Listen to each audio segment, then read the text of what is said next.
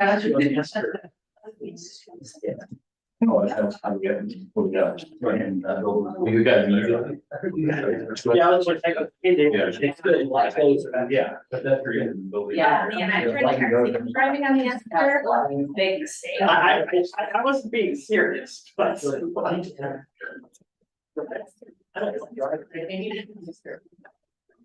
right, so it is December 5th. It's about 3 minutes past 7 o'clock. This is the regular meeting of the Common Council City of Oneonta. We'll call that to order. Call the roll. Mayor Gillette, Here. Councilmember Murphy, Here. Councilmember Davis, Here. Councilmember Risberger, Here. Councilmember LaPartie, here, Councilmember Campbell, Councilmember Harrington, Councilmember Ogilvy, Here. Councilmember Bell. Please join me in the pledge of allegiance. Pledge allegiance to the flag of the United States of America and to the republic which stands one nation under God, indivisible, with liberty and justice for all. Thank you very much. And we will be having some public hearings, but I'd like to open our meeting to any petitioners. And perhaps not a petitioner, but I understand that some folks here might have been involved in the naming of some creeks. Is that in fact true? Yes. Could you tell us about that? Could you tell us who you are and? Yeah, sure. My name is Bryson Huber. I'm a junior at Oneonta High School and a member of the Oneonta High School Environmental Club. And we recently named a creek running past the sports fields of Oneonta High School, Lazy Leopard Creek. And just to tell you a little bit about how we came up with that name, when my advisor and French teacher, Madame LeBrun, and I had gone out to the creek in the spring, we were looking for a distinctive feature of the creek. The first thing we noticed were these frogs with these distinct leopard spots on them. So when we got back, we went to Google and we looked up these frogs, these spots, and we determined that they were considered northern leopard frogs. So we thought this would be a very important thing to represent the creek and our school community together. So when we did some more research about these frogs, we found that their sound sounds exactly like a snore. So going along with some alliteration and just overall fun name, we decided to combine both a quality and characteristic of the frog, being the snoring, with the frog itself and the spots, leopard, to have the name Lazy Leopard Creek. And another reason we decided to name it this was we really wanted to give a voice to these animals, you know, with all that's happening in the world and all this environmental activism we need. It's very important to stand up for these small creatures that don't have a voice. So in doing that, we gave them a part of this creek for our community and for our town. Well, you make cartographers and map makers in general very happy, I think, with the ability to add that designation to that creek on local maps. Thank you so much. And I want to just open this up to council. Yeah, Mayor, just want to make a comment. The environmental board, I guess about a year and a half ago, had this idea of trying to engage some of our young people throughout the community in naming some of our unnamed creeks. And clearly this group kind of took up that challenge, and I just want to commend you and your other students on this. I really am pleased with the way that you took the seriousness with which you took this and approached this. I like the name, I like where it came from, so congratulations and thank you again for your active work in this. Thank you. And on behalf of the council. Yeah.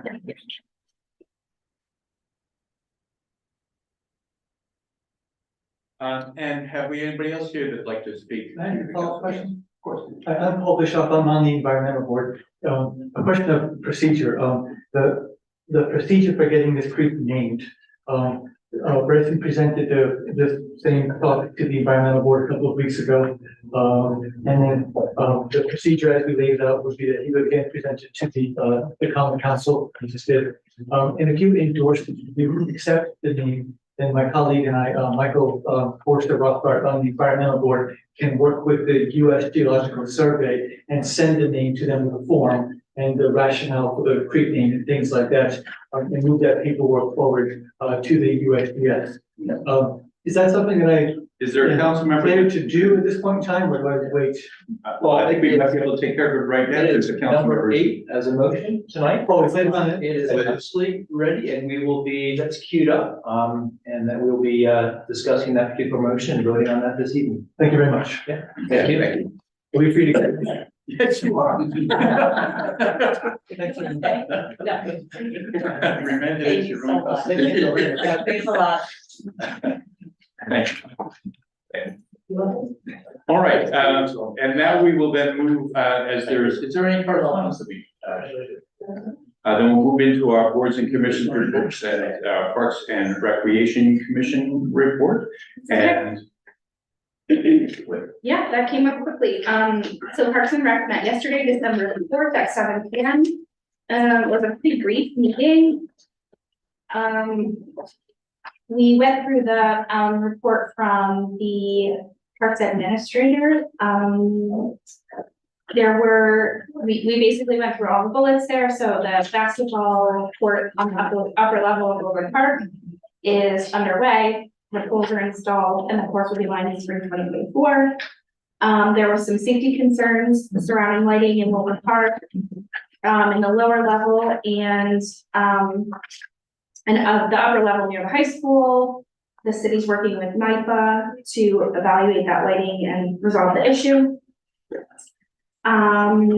Let's see, we talked a little bit about the suggestion or the policy, I should say, that was put forward from CLIC to limit the alcohol limits in the parks from the Saturday before Memorial Day to August 31st. There was a piece of correspondence to the Parks and Rec Committee about our commission about potentially considering separate policies for Lower Park and Neowell Park, and maybe be a little bit more restricted in Lower Park versus Neowell.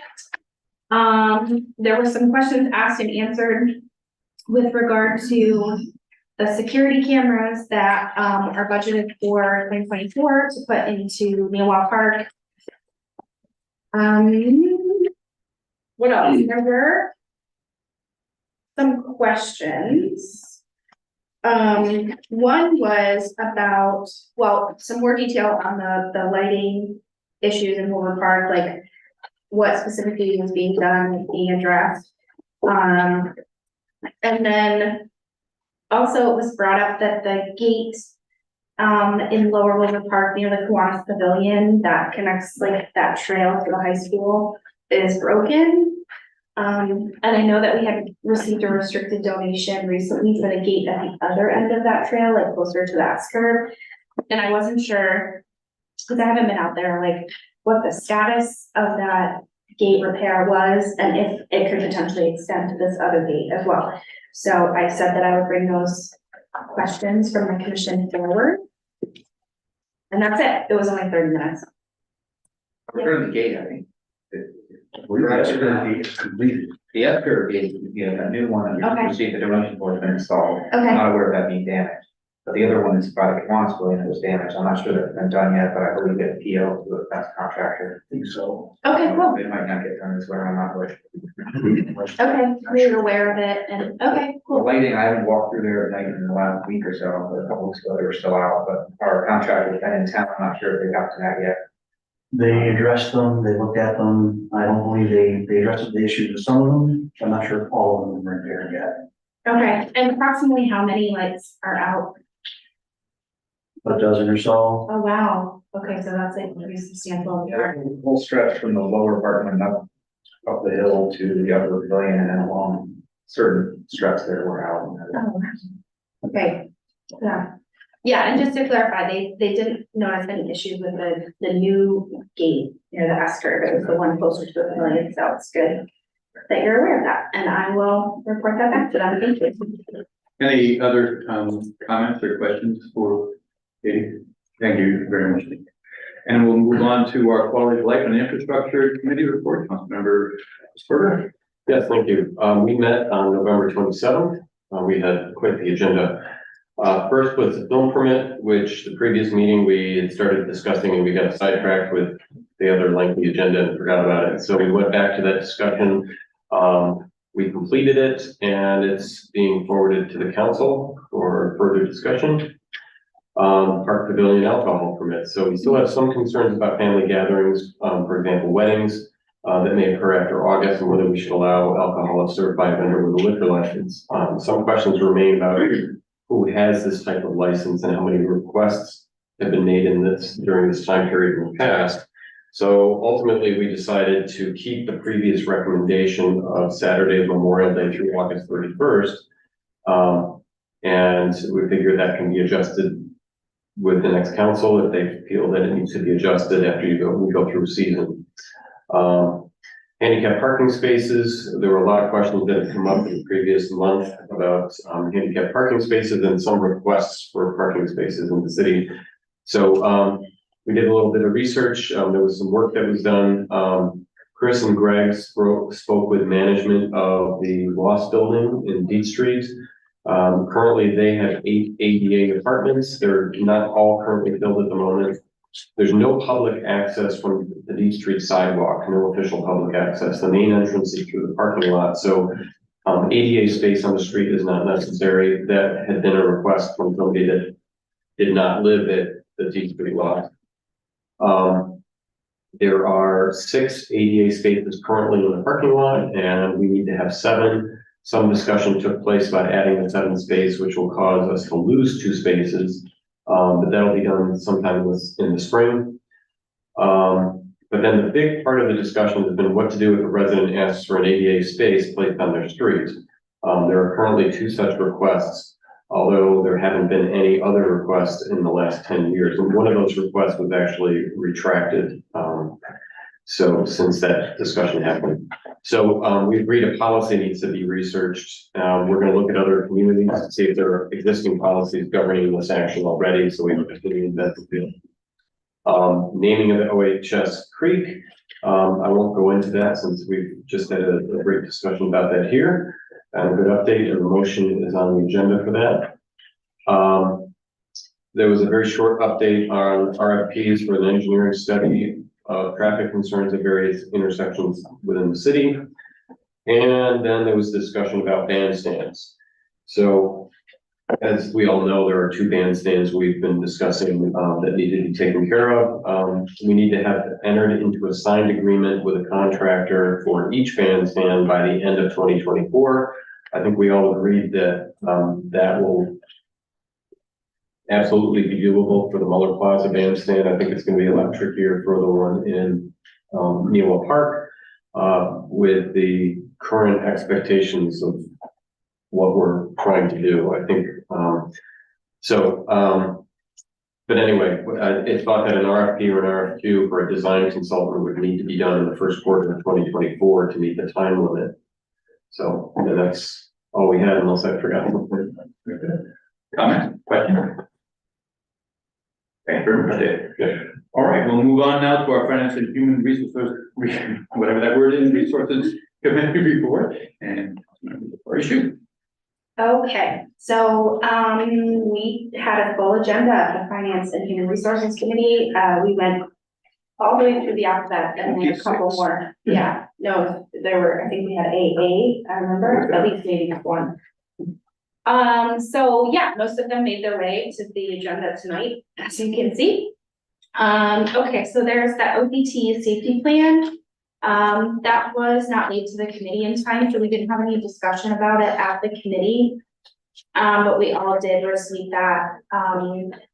Recently there's a deadline to approve that, and there were just a couple of changes made to update like some ridership numbers. We had an ongoing discussion about the OFD rescue engine replacement with a Quint. We're hoping to have info. No, we will get information at our next meeting. And then we suggested voting on December 19th for bond authorization with a not to exceed amount. Once we have more information on the pricing for that. That would allow us to go forward with the purchase in the future, rather than starting the conversation over with the council. We had discussion on the capital improvement plan, including discussion of the uses of the ARPA funds and on the bandstand.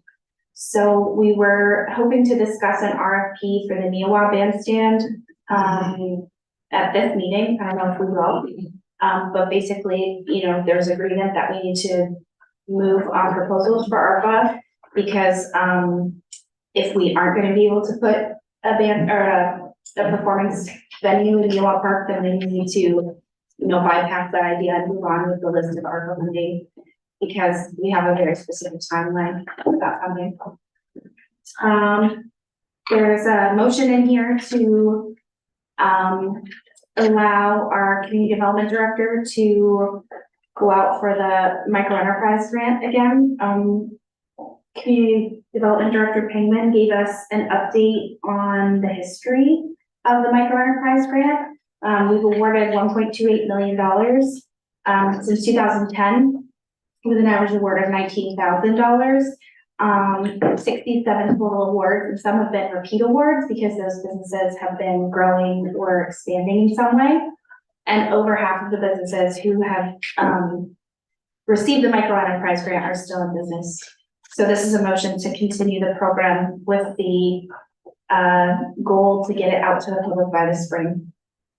Motion 10 is a contract renewal with Johnson Schmidt Architects. We paid them a $10,000 retainer in 2023, and they help us with economic development as a supplement to our community development and planning department. They help recipients or potential recipients of grants and tax credits. Did these make it on here? I believe so, yeah. So we have motion 14, which is the appointment of a DPW water and sewer maintenance mechanic. And then I'm pretty sure about this, but I definitely don't want to overspeak if I did not. So let me just double check. Keep operated? Yeah, okay, good. It's on here. We also, I'm really excited to have an appointment for a water treatment plant chief operator. It's an internal appointment, so that's really wonderful.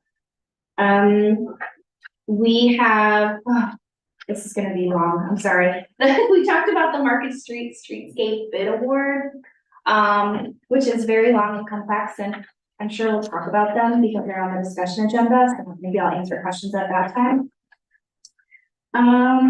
We discussed, and I was really pleased that this was brought to the committee's attention, the maintenance costs for the Market Street improvements.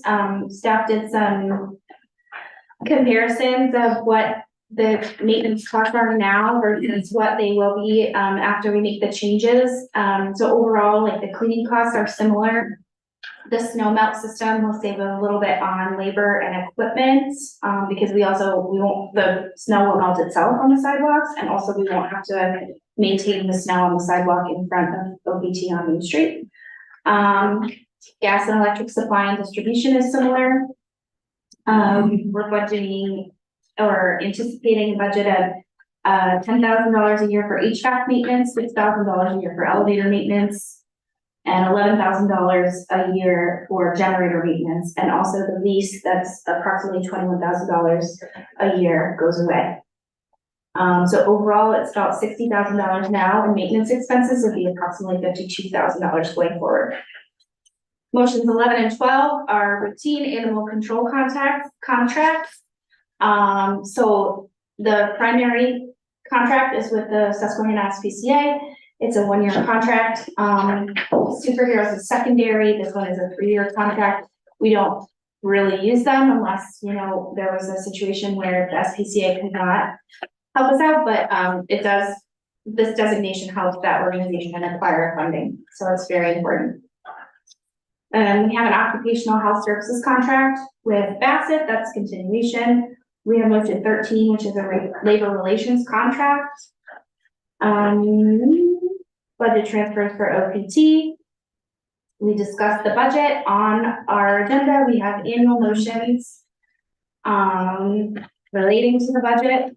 There are a bunch of them. Then we also have some recommendations for general fund reserve account transfers. So the recommendations are to transfer $350,000 to highway equipment, $400,000 to parking, $250,000 to public safety, and $60,000 to IT. I'm sure we'll discuss those as well. There's also a motion, this one I do want to talk about a little bit, and I'm not sure which number it is because they're just something, but it's a general fund contribution to the internal service fund. So this transfer would go to Central Garage. And basically it would be paid back as maintenance requests go through Central Garage. It would be paid back to the general fund,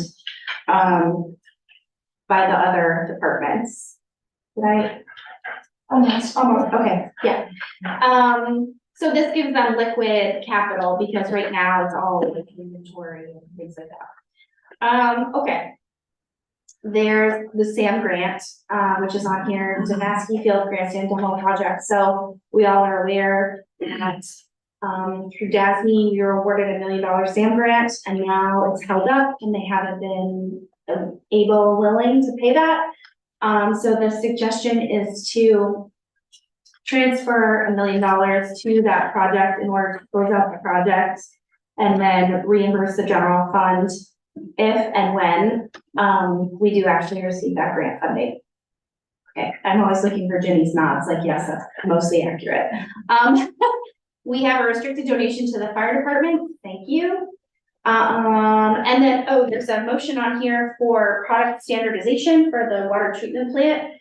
This is a recommendation to standardize 2 products that we use. One of them is just updating the name of the company that makes the chemical that we already use. And the second one I have written, and I hope this is right, that it's mandated by the Department of Health to use this particular media for testing. We also discussed the part-time wage schedule, the admin manual, and the fee schedule, and that is it. We'll be visiting a lot of that. Yeah, just make sure it's just written. Do we have any questions or comments? Yeah, okay, thank you very much. Thank you. All right, and then finally, Councilmember Davies and the Community Wellness Committee report. Yes, Mayor, we met yesterday. We had 2 items on our agenda. One was the food insecurity planning. We are having a food insecurity summit. It's actually a follow-up to something we had in May. That is next Tuesday at 3 o'clock, 3 to 4:30. We have about 8 folks that will be, or organizations that will be attending, and we're certainly open to more. And that is also open to any council members or anybody for that matter. We did some planning, so we do have that planned, and we are ready to roll with that on that particular day. And we're going to hopefully engage our community partners in some really great discussions. We also discussed public storage lockers for unhoused people. And basically, there was a lot of questions that we've asked. We raised a lot of different points. There were a lot of things to consider. Certainly, Mr. Merzig was emphatic that we need to be sure that we partnered with a nonprofit. I quoted him as partnering with a nonprofit is imperative. That was good way to put it. So that was pretty much our meeting. We concluded that particular section that Councilmember Parashu will follow up and do some more research. We'll all be doing more research and then begin to see if there is an interested partner that we can begin to have conversations with about what public storage lockers would look like, and just introductory conversations to the entire bit. We certainly need to, and I'm looking over at you, Len, we make sure that we keep active in those conversations because they kind of overlap with parallel some of the work that you all are doing here today. Yeah, so just to piggyback off of that, Mark, is as part of my commitment to the Safe Homes and Neighborhoods Committee, I participate in the Caring for the Homeless Committee. They seem to be about once a month. Today's subject matter was about the lockers because that I might as well put David's picture on the paper. Not you, David. No, the David was appropriate. So those questions were asked. Katie, your name was mentioned. Basically, no one's jumping up and down, or not for profit to say, yeah, let me take that over, but they are going to flush it out. So I would imagine the next 3 to 4 months they'll flush it out. In the meantime, I threw out there that going on a high school, part of their infrastructure plan, capital infrastructure plan was to replace some of the lockers up there at the high school. So if someone wants to take over the program, then they can have some lockers. So just a quick, Caring for the Homeless Coalition, is that or committee? I'm just missed what the end was. Is that Yeah, a group it's of Caring for the nonprofits? Homeless, and it's a group of not-for-profits in Otsego County, and they're meeting once a month. But, yeah, they're gonna flush this out, so. That would be Patricia Leonard, I mentioned. Yeah. I think the lockers from the high school would be a great idea. However, I'm fairly certain the high school can follow state guidelines on what they do with any equipment that they're throwing out. I've never seen it with lockers, but I know with all the other equipment over the last 20 years I've been up there that it all gets loaded into one area and eventually it's either auctioned off or taken somewhere. So, but if that's something that a not-for-profit wants, they should absolutely contact the school and soon try to get That's that. why I raised the question to them, like, if there's any, the ability for them to start moving on. Yeah. I know that process, I know it's gonna take a long time. The only thing I would say, not to stick my neck out, is that the part of the reason why the lockers are being replaced is because they're very small. Mm-hmm. They don't really fit even a backpack with them. They also would have like a keyed entry or like a lock as opposed to, like we were talking about, maybe something that has like a digital access. Yeah, This so- would be easier to get into, so just some things, but I would love to connect with you and like be part of those conversations, because I've been looking into them. And obviously they bring knowledge from their space of how people can use them. So I think it'd be a really productive discussion. And so recognizing their knowledge about the client base that they deal with on a daily basis, as they start incidentally flushing this out, they recognize that the client's accommodation will be lost Mhm. relatively quick. So the individual that's going to be in charge of the locker system will keep the locker combination along with the locker. And they'll be there probably to open up the locker for the individuals, because they're also concerned about the inventory. Mhm. So these are folks that deal with it on a daily basis. They're concerned about the inventory Yeah. of what they're gonna put or not put in those lockers. So Mhm. there's a lot to flush out on that one. And that was exactly what we concluded. I think we had more questions than we had answers, and certainly recognized very quickly that we needed to talk to some of our community partners and explore the idea further. And we had the idea, but now we need to take it further. Hopefully have those conversations in the next couple of months. You want me to wait to pull the motion, or do you want to discuss the motion? No. Which motion is referring to, the motion number 5? Yeah. Sure, I'll discuss that. I think I did see that at our last meeting. This was an idea that, I guess in my thinking, equate this to, there was a recommendation that came out of the environmental board to create some kind of, sustainable thinking with our purchasing policy, and that was adopted into the purchasing policy. So this is kind of thinking in the spirit of that this is, an idea, kind of a statement of values that kind of guides our thinking about budgeting. And that should be kind of something that we are mindful of as we move forward for upcoming years into the budgeting, is that we're making decisions that are, right there, addressing environmental, physical, mental, and community citizens. Making this commitment, we recognize the need to prioritize these values within the annual budget. So I think it was more a statement of, if we're going to be a kind of a healthy community, that we need to be thinking about those particular pieces as we always and as we are beginning to think about budgeting. So it's more kind of a set of values to guide our thinking. During the budget process. Yeah. Well, I think for any time, but certainly during. Yeah, 12 months out of the year.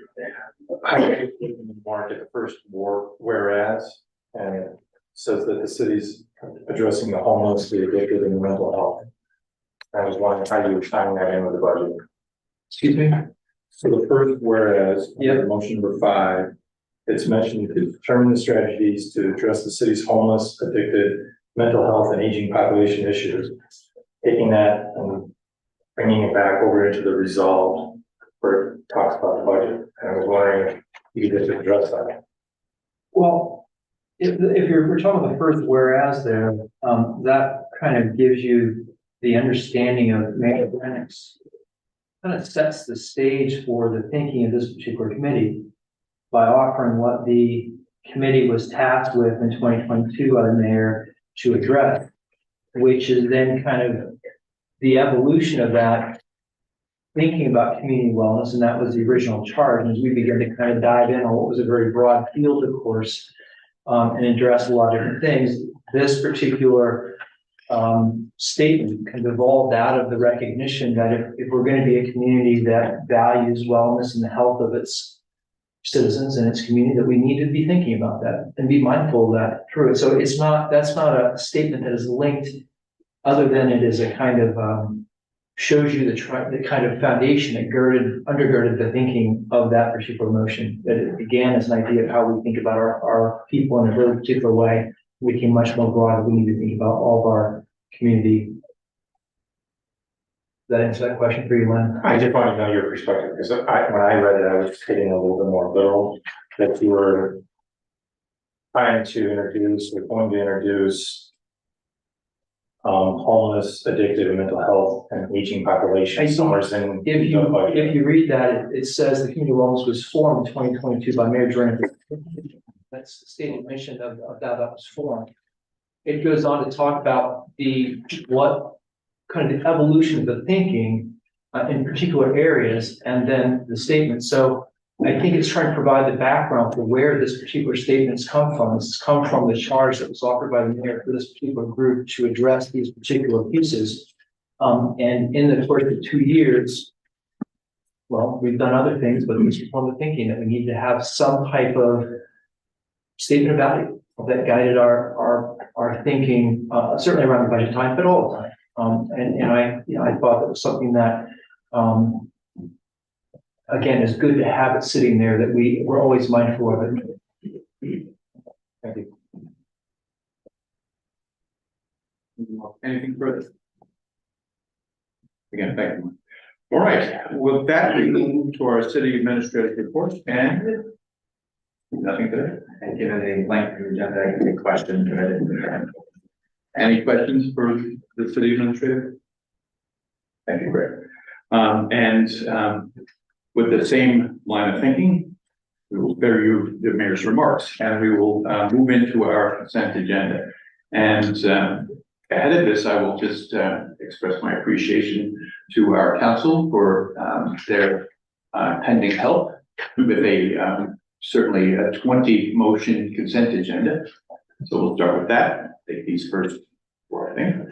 Motion number one, the common council approves the minutes of the special meeting held November 21st, 2023. Motion number two, that the common council approves the minutes of the regular meeting held November 21st, 2023. And motion number three, that the common council approves the minutes of the special meeting held November 28th, 2023. Motion number four, that the common council approves the warrants totaling $402,726.75, and that the same be placed on the Director of Finance's desk for payment as presented. Motion number five, the common council approves the following resolution.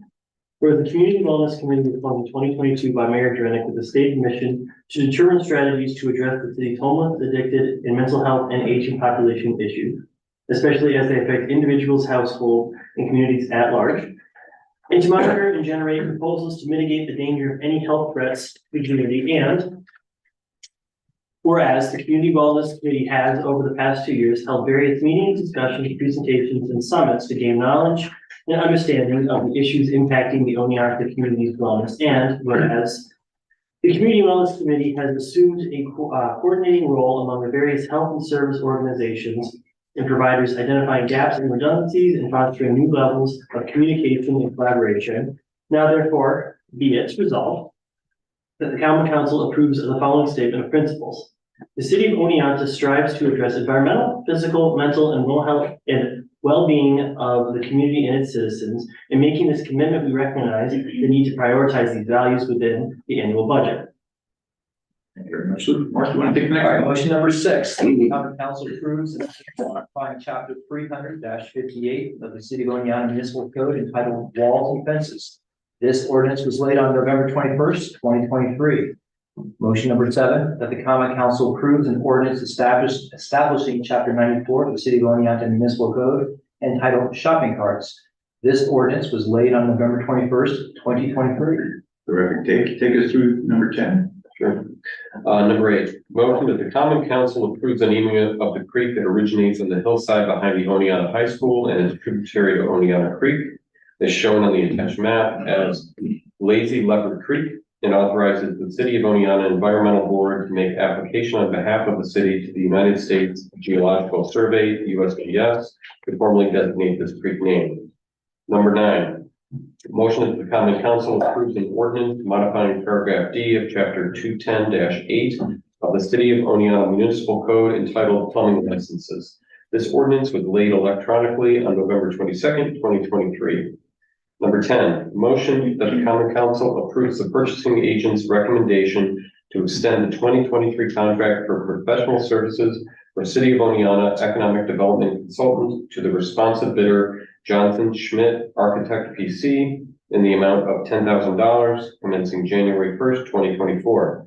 The 2023 contract award included the option to extend for annual renewals of 1-year increments up to 5 years, subject to review by the city attorney.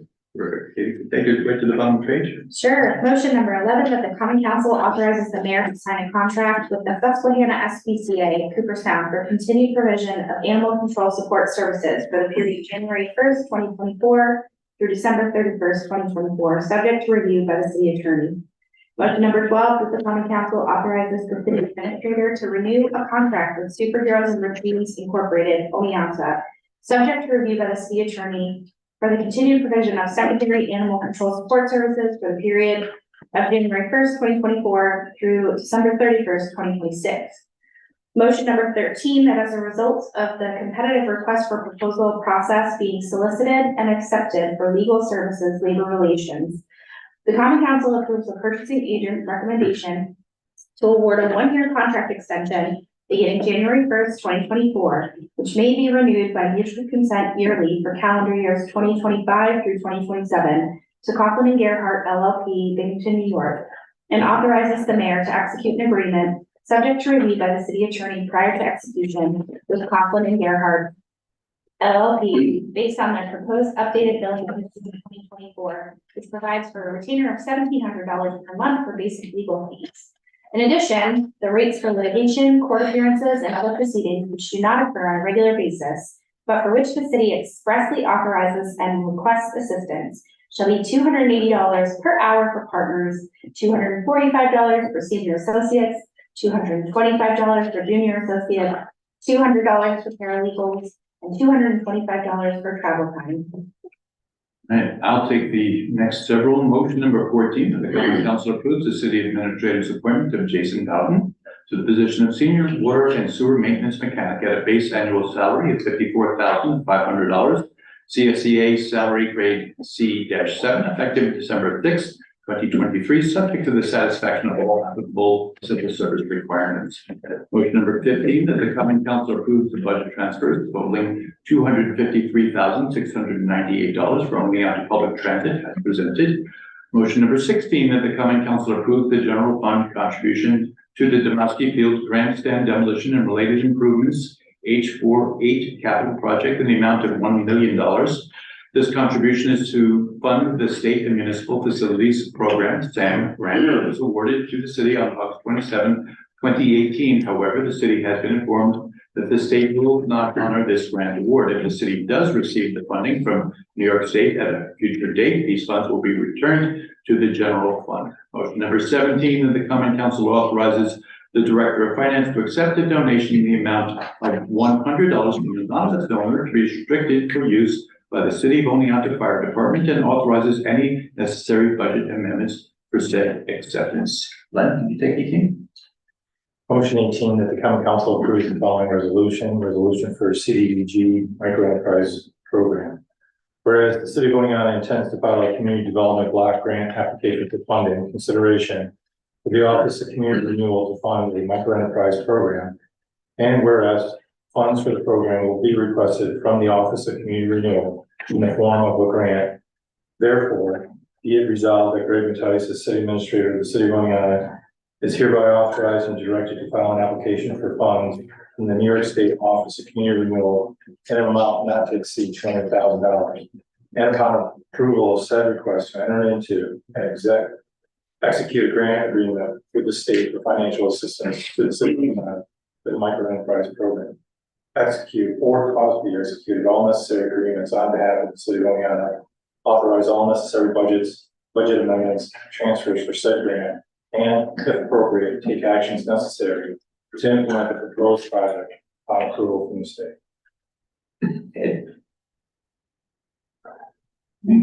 Motion 19, that the common council approves the following resolution. Whereas general municipal law, section 103, sub 5 provides that common council by a 2/3 vote may adopt a resolution certifying the need for standardization of a particular type of material or equipment. And whereas the city determined via council motion on September 18, 2001, the need for standardization on the purchase of a particular polyaluminum chloride, to wit, Stern PAC, produced by Sternson Ltd, Ontario, Canada, for the following reasons.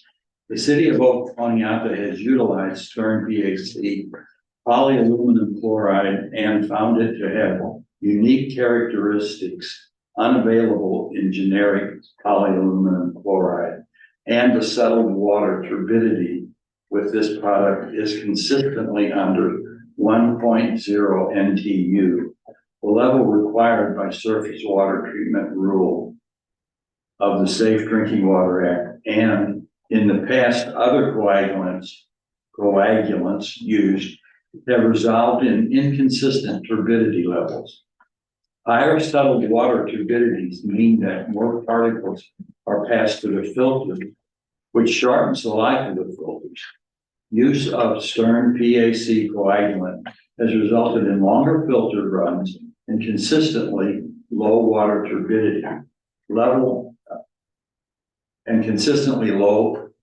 turbidity level, thereby increasing the efficiency, economy, and quality of the water system. And whereas Sternson Ltd was purchased by Chemiron and then Chemira, with the original manufacturing process being maintained through these acquisitions, and is only available from the Brantford plant in Ontario, Canada. And therefore, be it resolved that the Common Council approves updating the manufacturer's names from Sternson Ltd to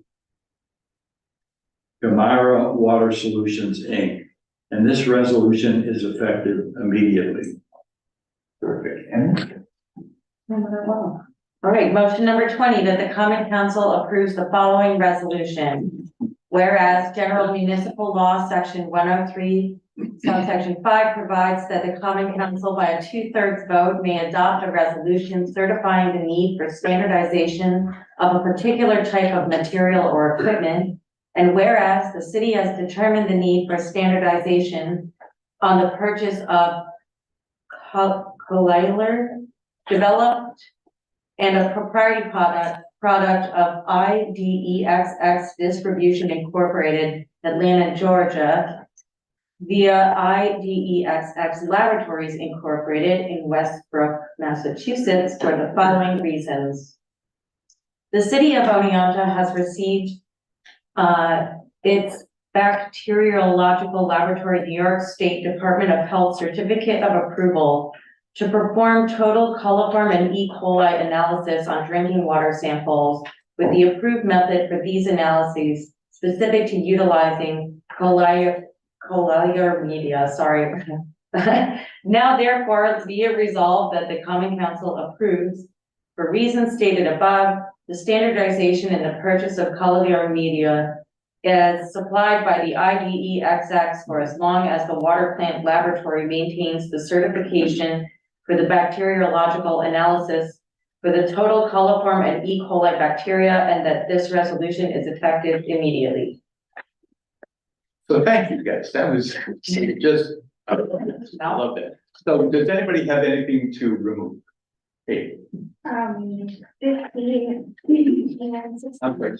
15 and 16, please. 15 and 16. Anybody else?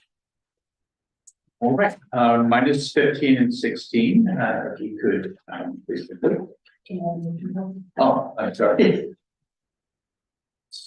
Would you like, everybody gets a chance, so, yeah, a motion by Luke, seconded by Dave. Lester said. I'm sorry? Dave said first. Well, Dave said first, okay.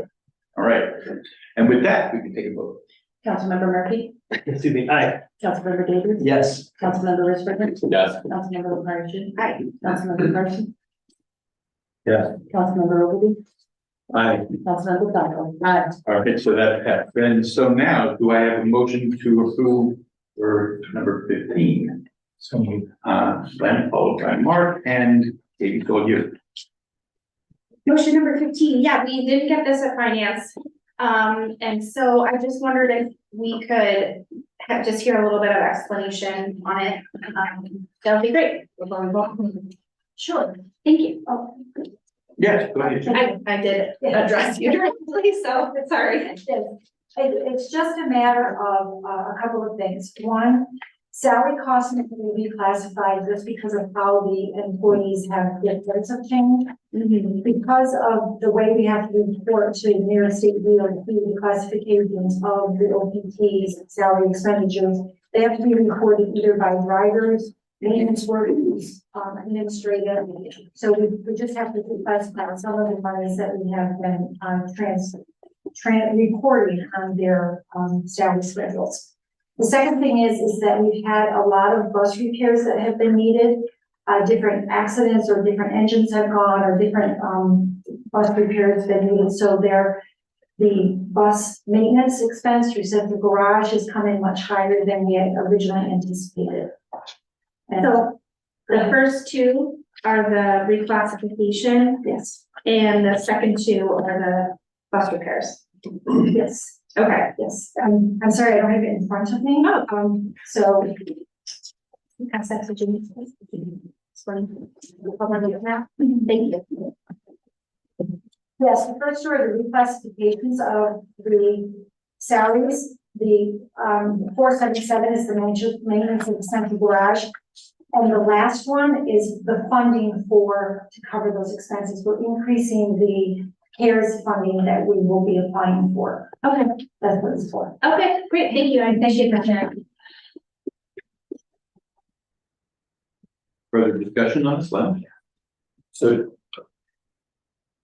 piggyback off of that, so the 253,698 is under the federal section 5311 operating aid, but the total amount on this piece of paper is saying 507,396. That is because it's a budget amendment. So the total amendment, you're increasing the expenditures by the 253 and increasing the revenues by the 250. So it's 239. Okay. Thank you. Further discussion? And this was all budgeted out, because you're pulling it out of the line. Well, this is to amend their budget. Because as I said, the bus repairs are coming in higher than we had anticipated in the budget. I think about like 30-some thousand. You're talking about, they were blocking in the back wall. Is that the repairs that you're talking about? No, I'm talking about the repairs to the actual buses themselves. Oh, buses? Yes. Oh, I thought you were talking about buses.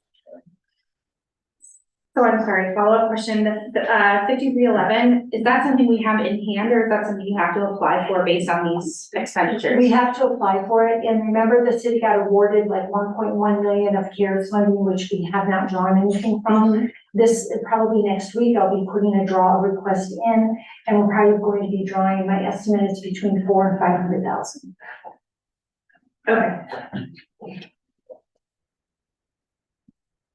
With me. Thank you. Yeah, I just wanted to understand. I Yes. appreciate it. All right, in that case, if there's no more discussion, we'll close it. Councilmember Murphy. Aye. Yes. Councilmember Risberger, Yes. Councilmember LaFarge, Aye. Councilmember Carson, Yes. Councilmember Ogilvy, Yeah. Councilmember Blackwell. Aye. Okay, motion number 16, do I have a motion to approve? Lynn, followed by Emily and Kate. Okay, so we didn't talk about this, but I was hoping that maybe we could just go over it one more time with regard to exactly what exactly what we're doing, where it will leave the state of our unrestricted reserves. And if there is any logical alternative to drawing these funds from our reserves. Okay. Yeah. As we discussed at the last council meeting, and also, at the finance committee meeting, let me just kind of refresh. In 2018, the city was awarded a SAM grant for phase one of the Mansfield Grandstand demolition and improvements. The SAM grant was awarded through Senator Seward at the time. It was $1 million DASNY grant. SAM grants are not distributed until the project is complete. The city completed its work in 2020. We also had to go through the secret process and everything like that. Last week, I spoke with a representative from DASNY to confirm where we were in the status of getting this grant processed at the state level. And her notes to me was that it's now in the majority Senate finance area, and that's where a number of these grants are sitting. And because of the change in leadership at the Senate, things have gotten stalled. I confirmed with her that the city did everything properly back in 18 through 2020, and she said, absolutely. We've got all of our paperwork processed. We got the seeker process done timely. We completed the project to the grant specs, and that we met all the criteria that we were supposed to do. And she actually called up our file and she went down all the dates of everything that had gotten done. And she said that DASNY is not involved in the beginning or the ending of the grant. DASNY is the beginning of the grant starts with the senator or the sponsor of the grant. Then it has to get approved by the Senate Finance Committee. Once it gets approved, then it goes to DASNY, and DASNY will process the paperwork to get payment approved. Then it goes back to this Finance Senate Committee to actually have the check written to the city. So DASNY is actually in the middle of the process. She also told me that because of COVID, when we actually finished the work in 2020, because of COVID, their desk audit got stalled and was not completed until March of 21. So it got stalled for a full year. The city's grant was one of the first ones submitted to the Finance Senate Committee, but that is where it has sat since March of 2021. They cannot help us get it moved forward. What has to happen is that the sponsor, which is our senator, and the Senate Finance Committee has to decide to actually execute the bid. We have always, any type of SAM grant, there's always a risk that it will not get funded if the municipality goes ahead and does the project. However, our history with SAM grants, we have never had any of them not get fully funded at the end of the project. And sometimes it can take up to years to get the process through, but because we have been told by the senator that it is unlikely that this will get moved forward, but he's continuing to advocate for it to get moved forward, I wanted to bring it to the council's attention that this capital project has been carrying a negative $1 million since 2020.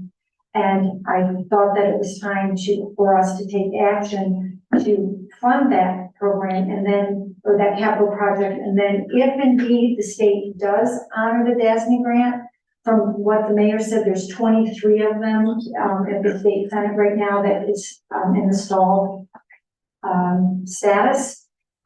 That if they do honor and we do get paid the $1 million, then we can return the $1 million back to the general fund. I'm just gonna piggyback on that. So, I've had multiple conversations with our senator, and he is absolutely an advocate for our receiving this grant. And coming to shove as we were looking at the budget, I posed a direct question to him, is this something we should count on? Because we are working through our budget. He said, you can't count on it, but you can count on me. So the expectation is that he's going to continue to work for this. He's made connections with our former congressman, who is lieutenant governor, who has some love for Oneonta and understands, the situation this puts us in. We're a city that, like a lot of cities upstate, deals with some economic issues. And so I would say that we should not give up hope on this, but we shouldn't count on it to just kind of reiterate this. And that's why we designed the motion with the criteria that if we do receive the funds, that the $1 million will be returned back to the second fund. Okay. So could you speak to I think it's my second question about what this transfer from the general fund to the capital project will do for the unrestricted reserve? Well, it would Or the reduce unrestricted fund balance? the unrestricted fund balance. It will reduce it by the $1 million. And as I went over with the council at the last meeting, the change from 2020 to 2023, our unrestricted fund balance went up almost $5 million. I was asking you to consider transferring the $1 million from the general fund over to the capital project, then also reclassifying some of those funds for being unrestricted to the restricted reserves. And I can go over all of that again with you if you would like me to. Not that part just yet, but what would be, if, say we weren't going to reclassify and restrict those funds, but we were going to transfer the $1 million to the capital project, could you just remind us what the unrestricted fund balance would be? Yeah. Thank you. I just don't have it in front of me, sorry. That's okay. I just wanted to get that in front of me.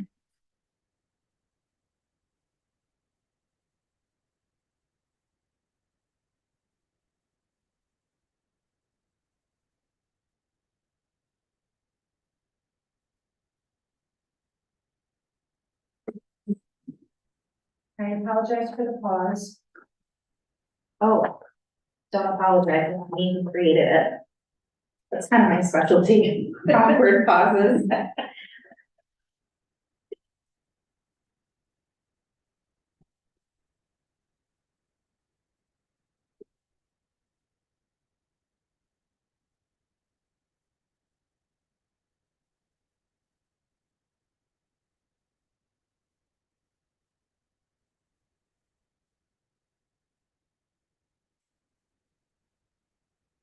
Yeah, I'm trying to raise it. I'm just looking for my schedule that I gave today. Okay, here we go.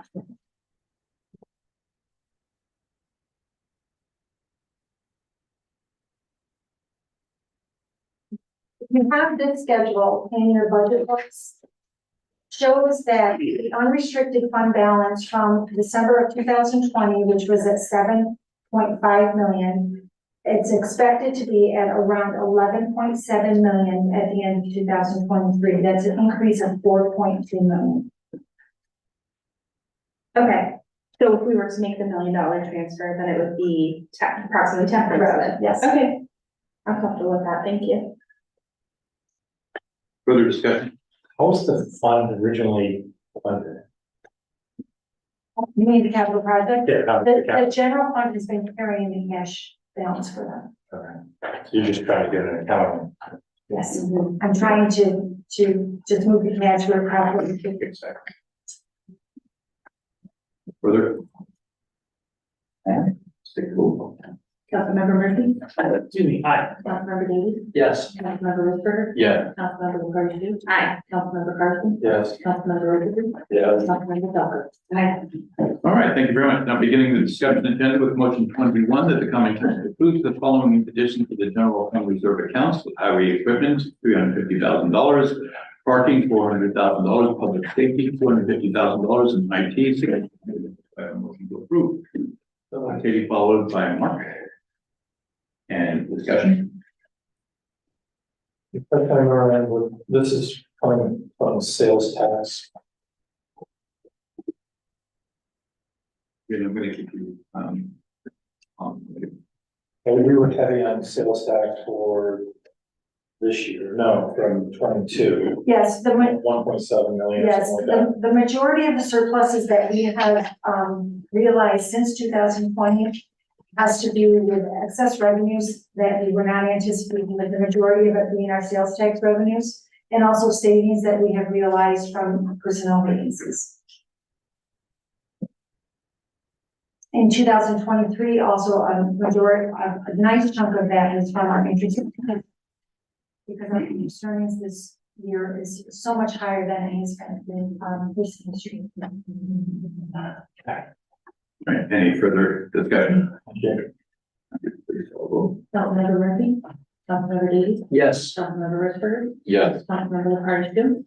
Aye. Councilmember Carson? Yes. Councilmember Overby? Yeah. Councilmember Duffy? Aye. Wonderful. Motion number 22, that the common council approve the general fund contribution to the internal service fund central garage in the amount of $200,000, which will provide the cash required for inventory and equipment purchases. Do I have a motion to approve? Katie, followed by Mark, and discussion? No discussion?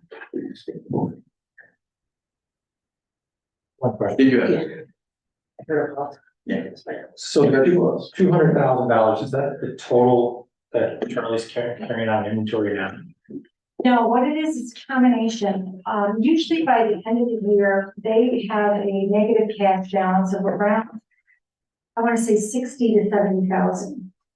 And the reason is because they've got, their inventory value is about 200,000. That's what I'm getting. Right. I'm good. Right. Thank you. May I just add one more thing? Sure. In 2024, they're anticipated to buy a new lift and a new forklift, which is going to be about $105,000. They're not, the fund is not going to have the physical cash to pay for that, which will get refunded, as Katie was explaining, over time through depreciation, through the work orders, and just how the whole accounting between the internal service fund works with the other funds. Sorry. This 200,000 is to flush down. I'm not that inventory, so probably we have to keep running around buying stuff. Not exactly. What the 200,000 is to do is to give the fund the proper cash balance to cover their inventory investment and their equipment investment. Okay? Okay, I see no explanation to close, and so hopefully no more discussion, so we'll take a vote. Councilmember Murphy? Aye. Councilmember Davies? Yes. Councilmember Risberger? Yeah. Councilmember Carson? Aye. Councilmember Carson? Yeah. Councilmember Overby? Yes. Councilmember Duffy? Aye. All right, motion number 23, the motion that the common council approves the OPT system safety plan dated November 2023 as presented. Do I have a motion to approve? Glenn, followed by Hunter. And discussion? Yeah, was there any changes from 2023? We changed the title senior bus driver, references to that title to some transit workers provided, so there's a number of instances of that for document minor. And then the table on page 8, in section 4.1.1, is still provided some numbers of what they would do.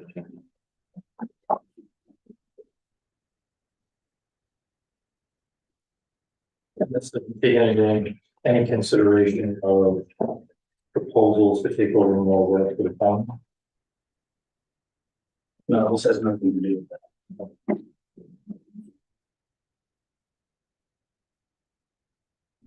Good. Any further discussion? Vote. Councilmember Murphy? Aye. Councilmember Davies? Yes. Councilmember Risberger? Yeah. Councilmember Carson? Aye. Councilmember Carson?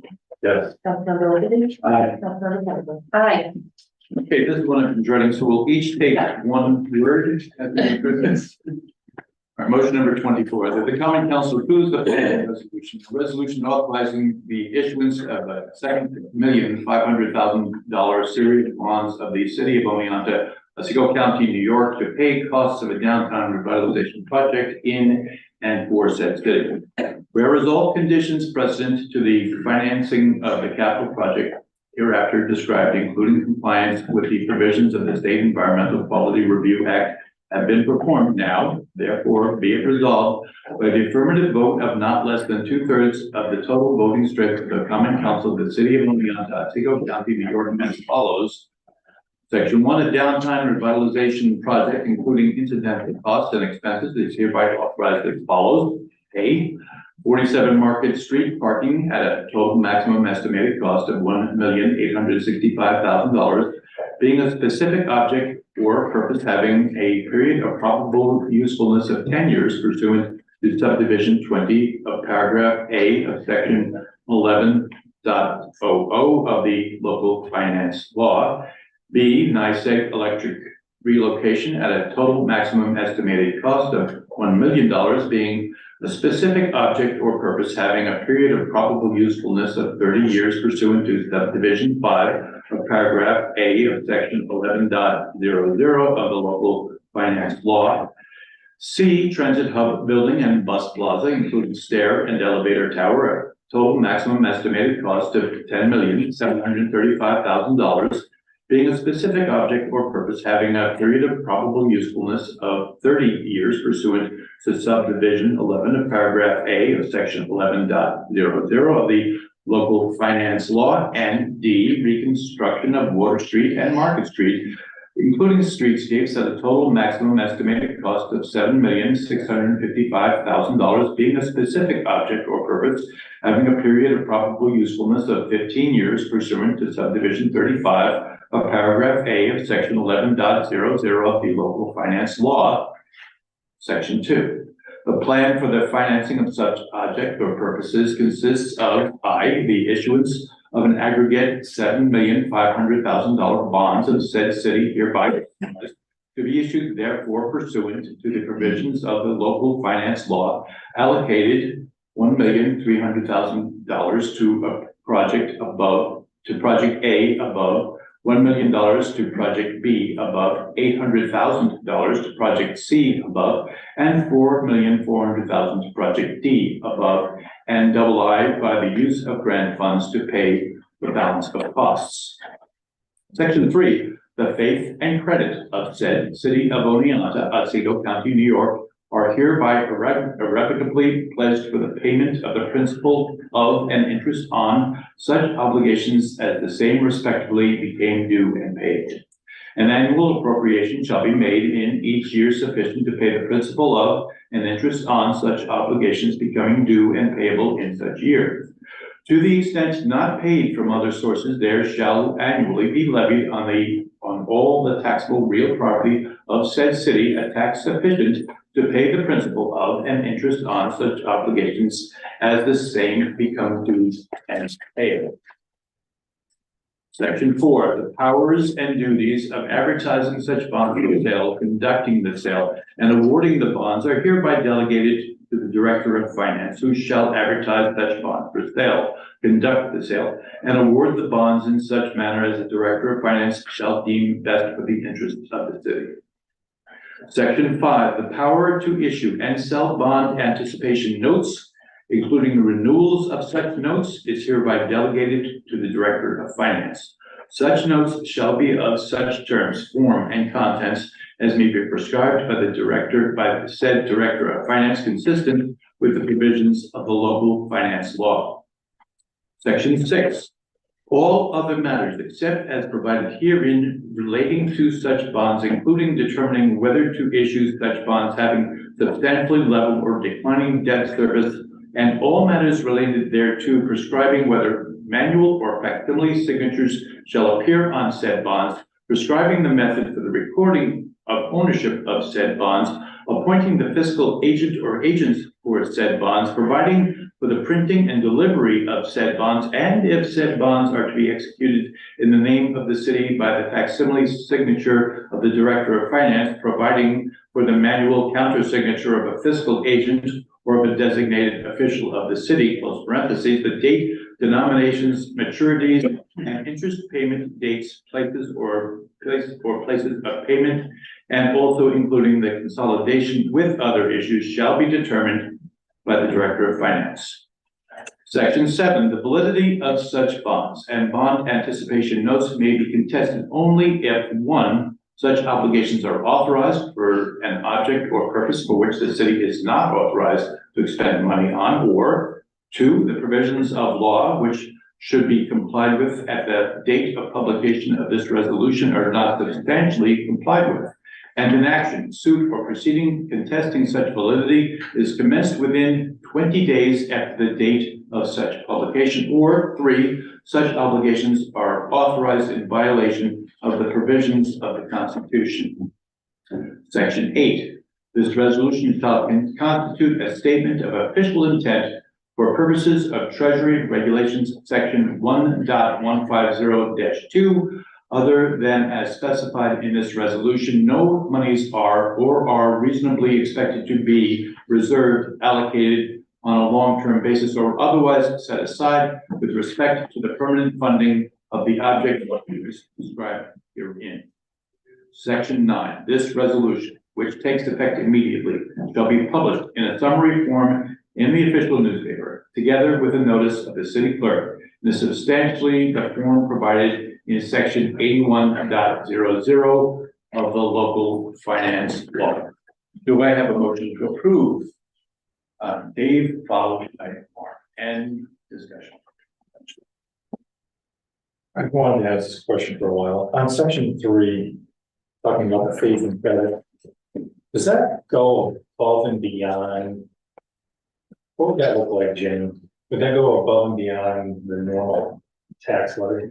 If we were,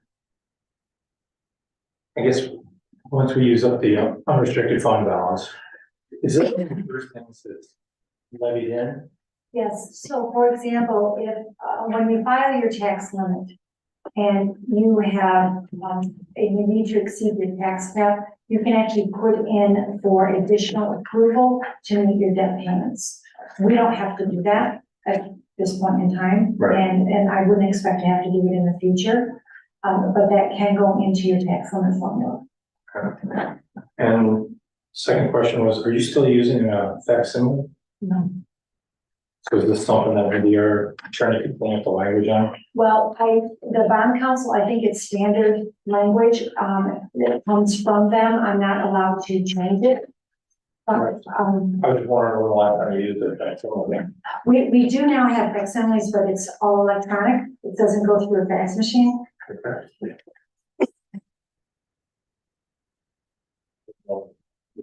See your writing down there, so I'll let it go.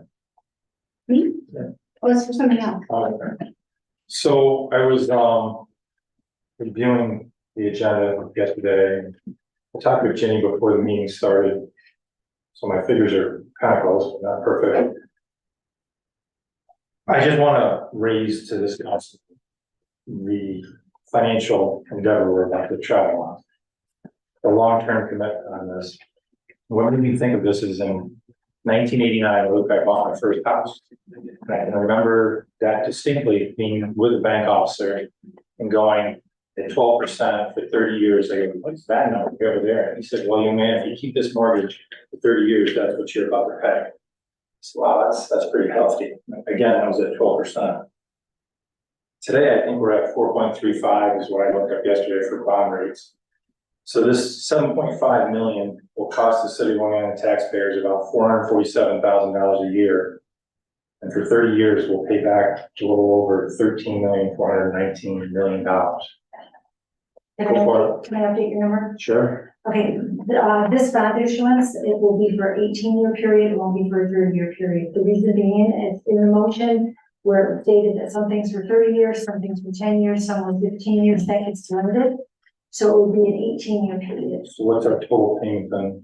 The estimated payment is going to be about $650,000 on an annual basis if we did it at 4%. Okay, so $650K a year. Yeah, for 18 years. Okay. Thank you. Still a chunk of change. I recognize that the state is paying the vast majority of this project, but I also want the taxpayers to understand that there's a lot of tough choices about to head to this council with how the budget is going to be dealt with.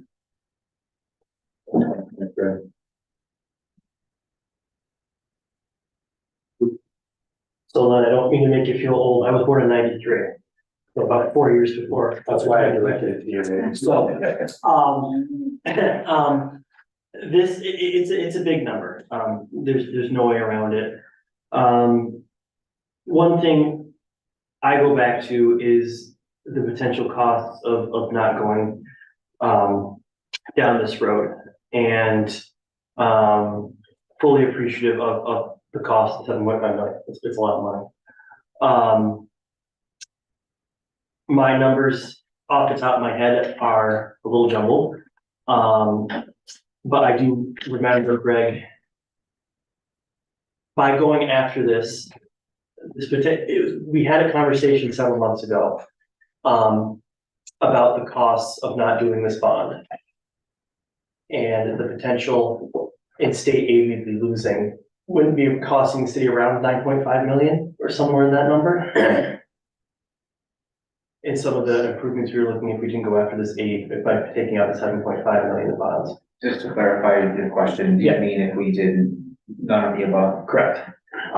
So we have $16.2 million in grants associated with these, with all of the DRI Market Street project, that includes the parking garage demolition. Yeah. Project that's underway. That's what the project we're talking about right now is more like 14 million in grants.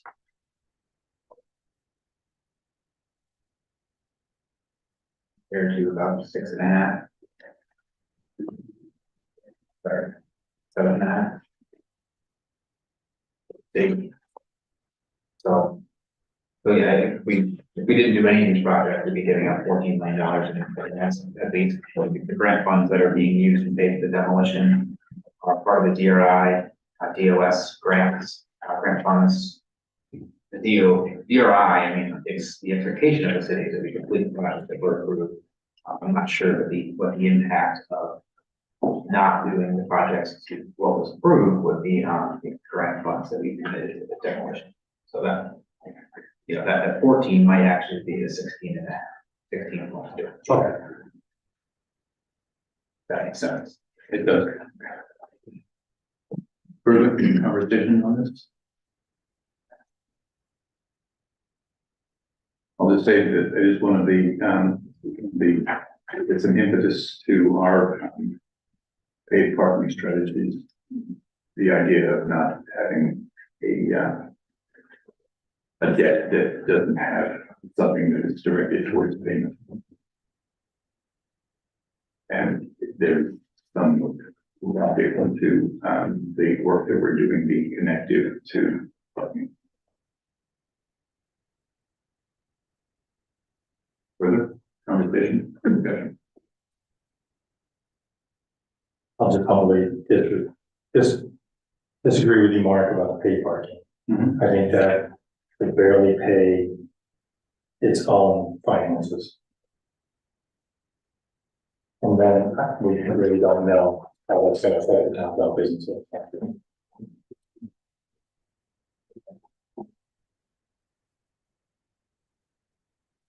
Further discussion. One quick thing. Just looking at the total cost of the project, I just wanted to acknowledge, my thanks for the effort the staff have put in, Judy, your office, Jenny, and everyone else. There's a lot of grant money here. And just my appreciation to you folks for working so hard to help secure that, to help on this project. So thank you all. And David, David, you hear me over here. We need 6 votes on it. You need 3/4, yeah. So 6 requirement. That equates to 75%, but we need 6. Yes. Right. Good. Certain. It's my 6. Thank you. All right, with that, if there's no further discussion. Councilmember Murphy? Aye. Councilmember Davies? Yes. Councilmember Rosberger? Yes. Councilmember LaPartie? Aye. Councilmember Carson? So, Councilmember Overby? yes. Councilmember Douglas? Aye. Thursday. Thank you, folks, and we will move on to motion number 25. Motion that the common council authorizes the amended capital projects budget for the Market Street transportation improvements as follows: appropriations, parking garage demolition and site work at $1,860,000. Nitec Electric temporary relocation, $110,000. Nitec Electric permanent relocation, $1 million. Transit hub and site improvements, including building and bus plaza, stair and elevator tower, 47 Market Street parking lot, Border Street improvements, $12,567,275. Market Street reconstruction and streetscape improvements, $5,229,579. Architecture and engineering and construction administration, $2,500,000, for a total of $23,266,854. With revenues coming from state aid and other economic assistance of $4,984,308. State aid and other transportation, $10,483,000. State aid, other home and community services, $299,546. Serial bonds, $7,500,000, for a total of $23,266,854. The Common Council further authorizes the Finance Director to establish the appropriate account codes within the capital project. Do I have a motion to approve? I'm looking at Mark, followed by Luke, and we have discussion. Seeing none, we will move to the vote, please. Councilmember Murphy? Aye. Councilmember Davies? Yes. Councilmember Risberger? Yes. Councilmember Parucci? Is apparently going to the bathroom.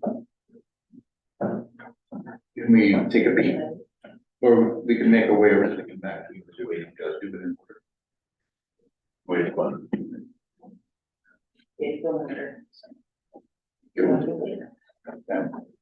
We can have an interesting discussion how in the past, councils have deemed that they didn't always want to vote exactly the same. Word from 1 through 8, and they would sometimes cycle, they would start 1 through 8 for the first quarter, and then go 2 through 6 and rotate around so that it wouldn't always be. I think Luke and Emily would probably love that. For meeting procedure. Exactly. Exactly, that's something that needs to be adopted by the council, and the council can set its own Yeah. agenda, but it's January, some built it. Yeah. Unfair that they would always Every time. be first and then always be last, and there was a turning of a last vote or a tie vote or something like that. You slipped out without me noticing that you'd left. And so we have had 3 folks vote aye on the motion number 25 that I've read through, and Sorry, I thought it would be longer. it's fine. Yeah, So agreed. we are up to you. Okay, aye. Councilmember Carson? Staying. Councilmember Overby? Yes. Councilmember Fowler? Aye. All right, motion number 26, that as a result of the competitive bids being solicited and accepted for the Market Street Transportation Improvements, Corridor Reconstruction and Streetscape Improvements Project, the Common Council approves the purchasing agent's recommendation to award the base bid plus alternate bid to the lowest responsive qualified bidder, Upstate Companies 1 LLC, of Mount Upton, New York, in the amount of $4,802,343. Do I have a motion to approve? Emily, followed by Mark. And discussion. And seeing no discussion. Councilmember Murphy? Aye. Councilmember Davies? Yes. Councilmember Risberger? Yes. Councilmember Parucci? Aye. Councilmember Carson? Yes. Councilmember Overby? Yeah. Councilmember Fowler? Aye. Agenda.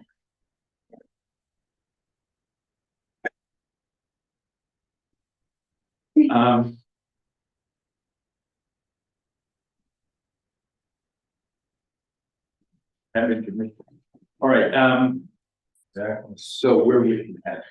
Meeting number 27. 27. All right, motion, that as a result of the competitive bids being solicited and accepted for the Market Street improvements and transit hub improvements project, general construction, the Common Council approves the purchasing agent's recommendation to award the base bid plus alternate number 1 bid to the lowest responsive qualified bidder, Renane Building Contractors Incorporated, Whitesboro, New York, in the amount of $5,933,000. Do I have a motion to approve? Mark, followed by Dave, and discussion. And none, and we'll take a vote. Councilmember Murphy. Aye. Councilmember Davies. Yes. Councilmember Risberger. Yes. Councilmember Persia. Aye. Councilmember Carson. Yes. Councilmember Liberty. Yes. Councilmember Butler. Aye. 28, motion that as a result of the competitive bids being solicited and accepted for the Market Street Transportation Improvements, Transit Hub and Site Improvement Project, Site and Utility Construction, the Common Council approves the purchasing agent's recommendation to award the base bid plus alternate number 1 bid to the lowest responsive qualified bidder, Boland's Excavating and Topsoil of Compton, New York, in the amount of $2,539,300. And do I have a motion to approve? Katie, followed by Emily, and any discussion? We don't, and.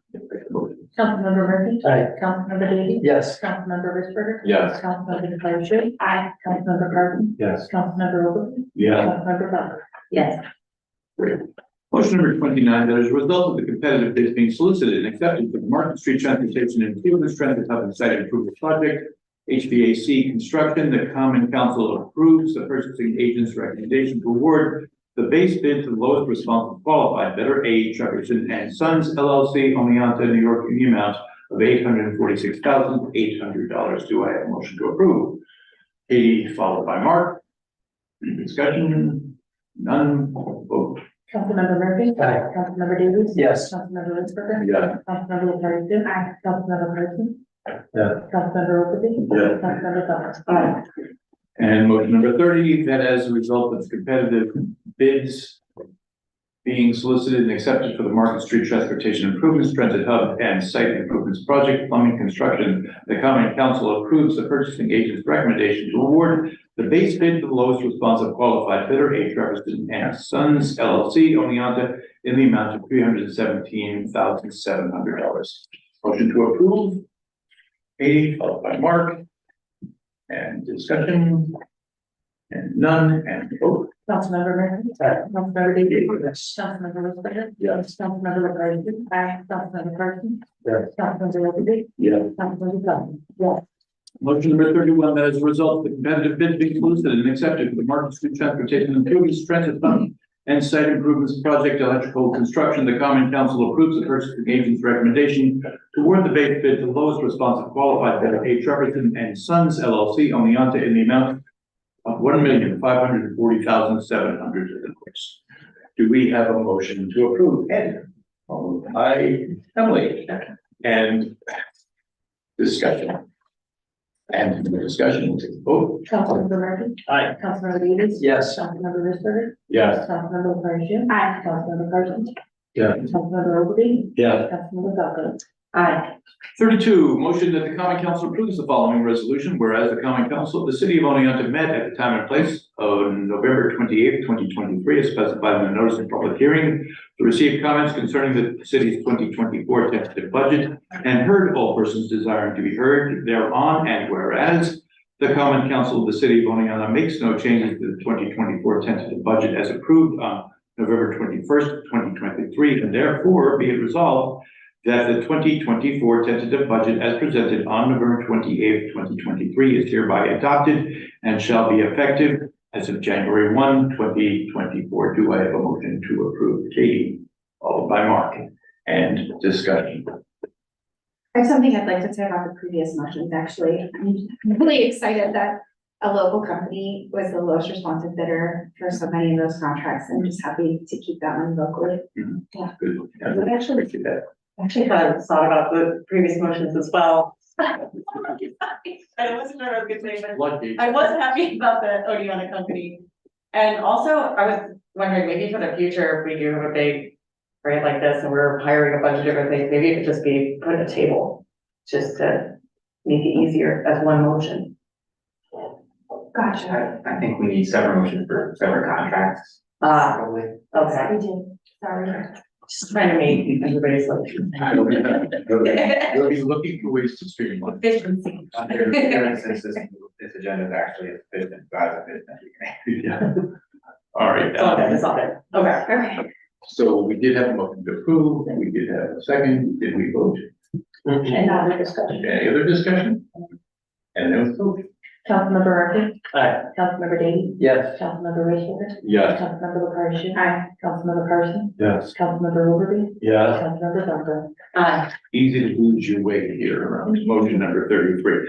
Anyway, motion number 33, the common council approves the following resolution, whereas the common council has adopted the budget for the 2024 fiscal year, and whereas real property taxes in the amount of $5,256,854 for the general purposes and $552,188 for library purposes are necessary as ascertained by such budgets, and a water and sewer rents re-levy of $418,984.27, a code enforcement re-levy of $26,529.94, a code administrative fee re-levy of $132,532, and a prorated tax of $5,149.36 are necessary to enforce payment of previous year's water, sewer, code enforcement, and prorated tax items. And whereas the real property tax per $1,000 of taxable assessed value based on the above levies is estimated to be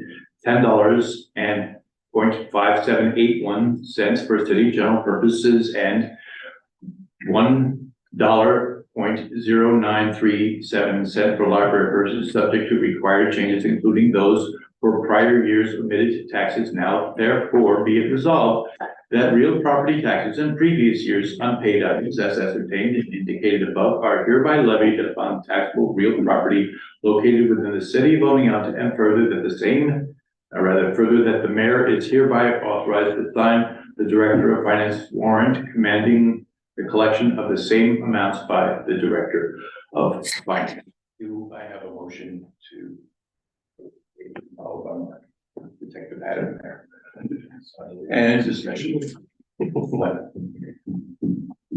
So Jenny, I want to make it publicly known, we only raised for general purposes 30 cents, correct?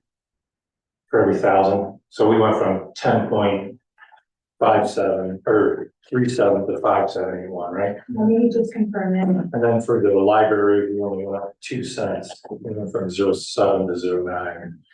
Well, I just want the general public to understand that for every 1,000, we only raised approximately.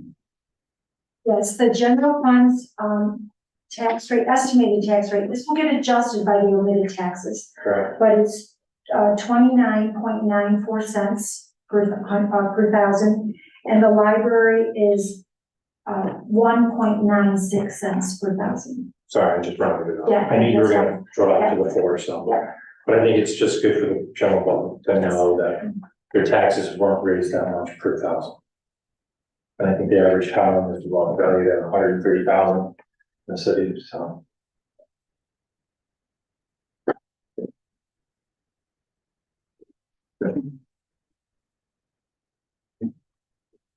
Councilmember Happy? Aye. Councilmember Davies? Yes. Councilmember Rayshard? Yes. Councilmember LaCarge? Aye. Councilmember Carson? Yes. Councilmember Overby? Yes. Councilmember Duncan? Aye. Motion number 34, that the common council adopt the local law amending certain provisions of the city of Oneonta Municipal Code, chapter 236, entitled Sewers, which would set the sewer rates for the 2024 year. This local law was laid on the desk on November 21, 2023 as follows.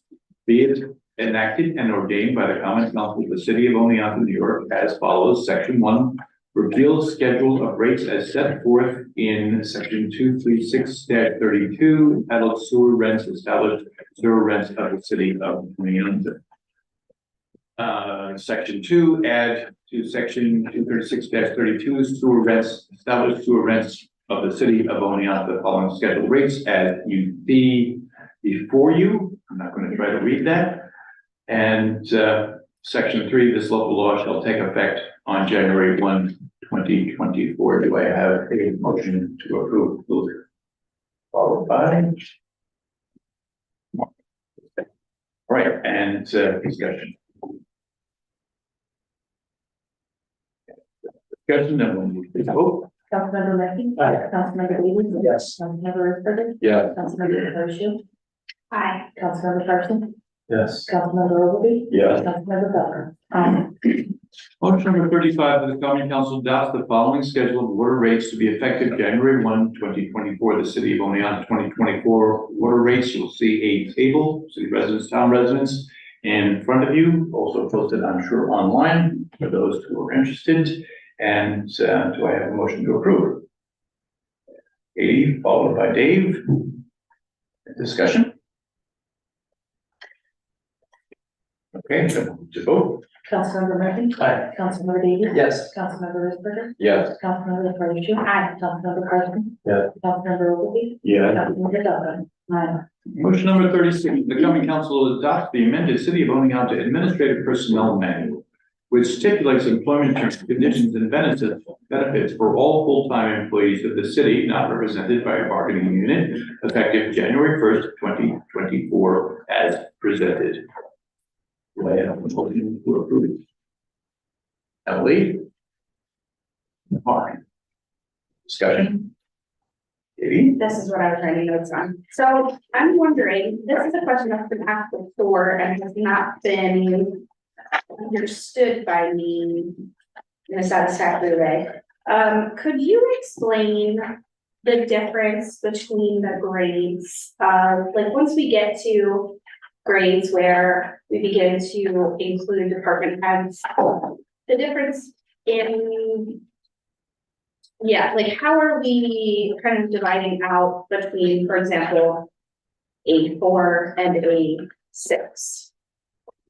Like A7, see, I mean, I make my own assumptions, right? Those are sort of life and limb, some of them positions, but the rest of them, it's kind of fuzzy. I don't understand where we're delineating. Sure, so obviously with the work group salary study, the non-time salary study is done annually. Looking at those, looking by position, that would be established, you know, what is the market median or the range for each position. Okay. And looking at that, then we take positions that are relatively close to one another and group them together to a grade.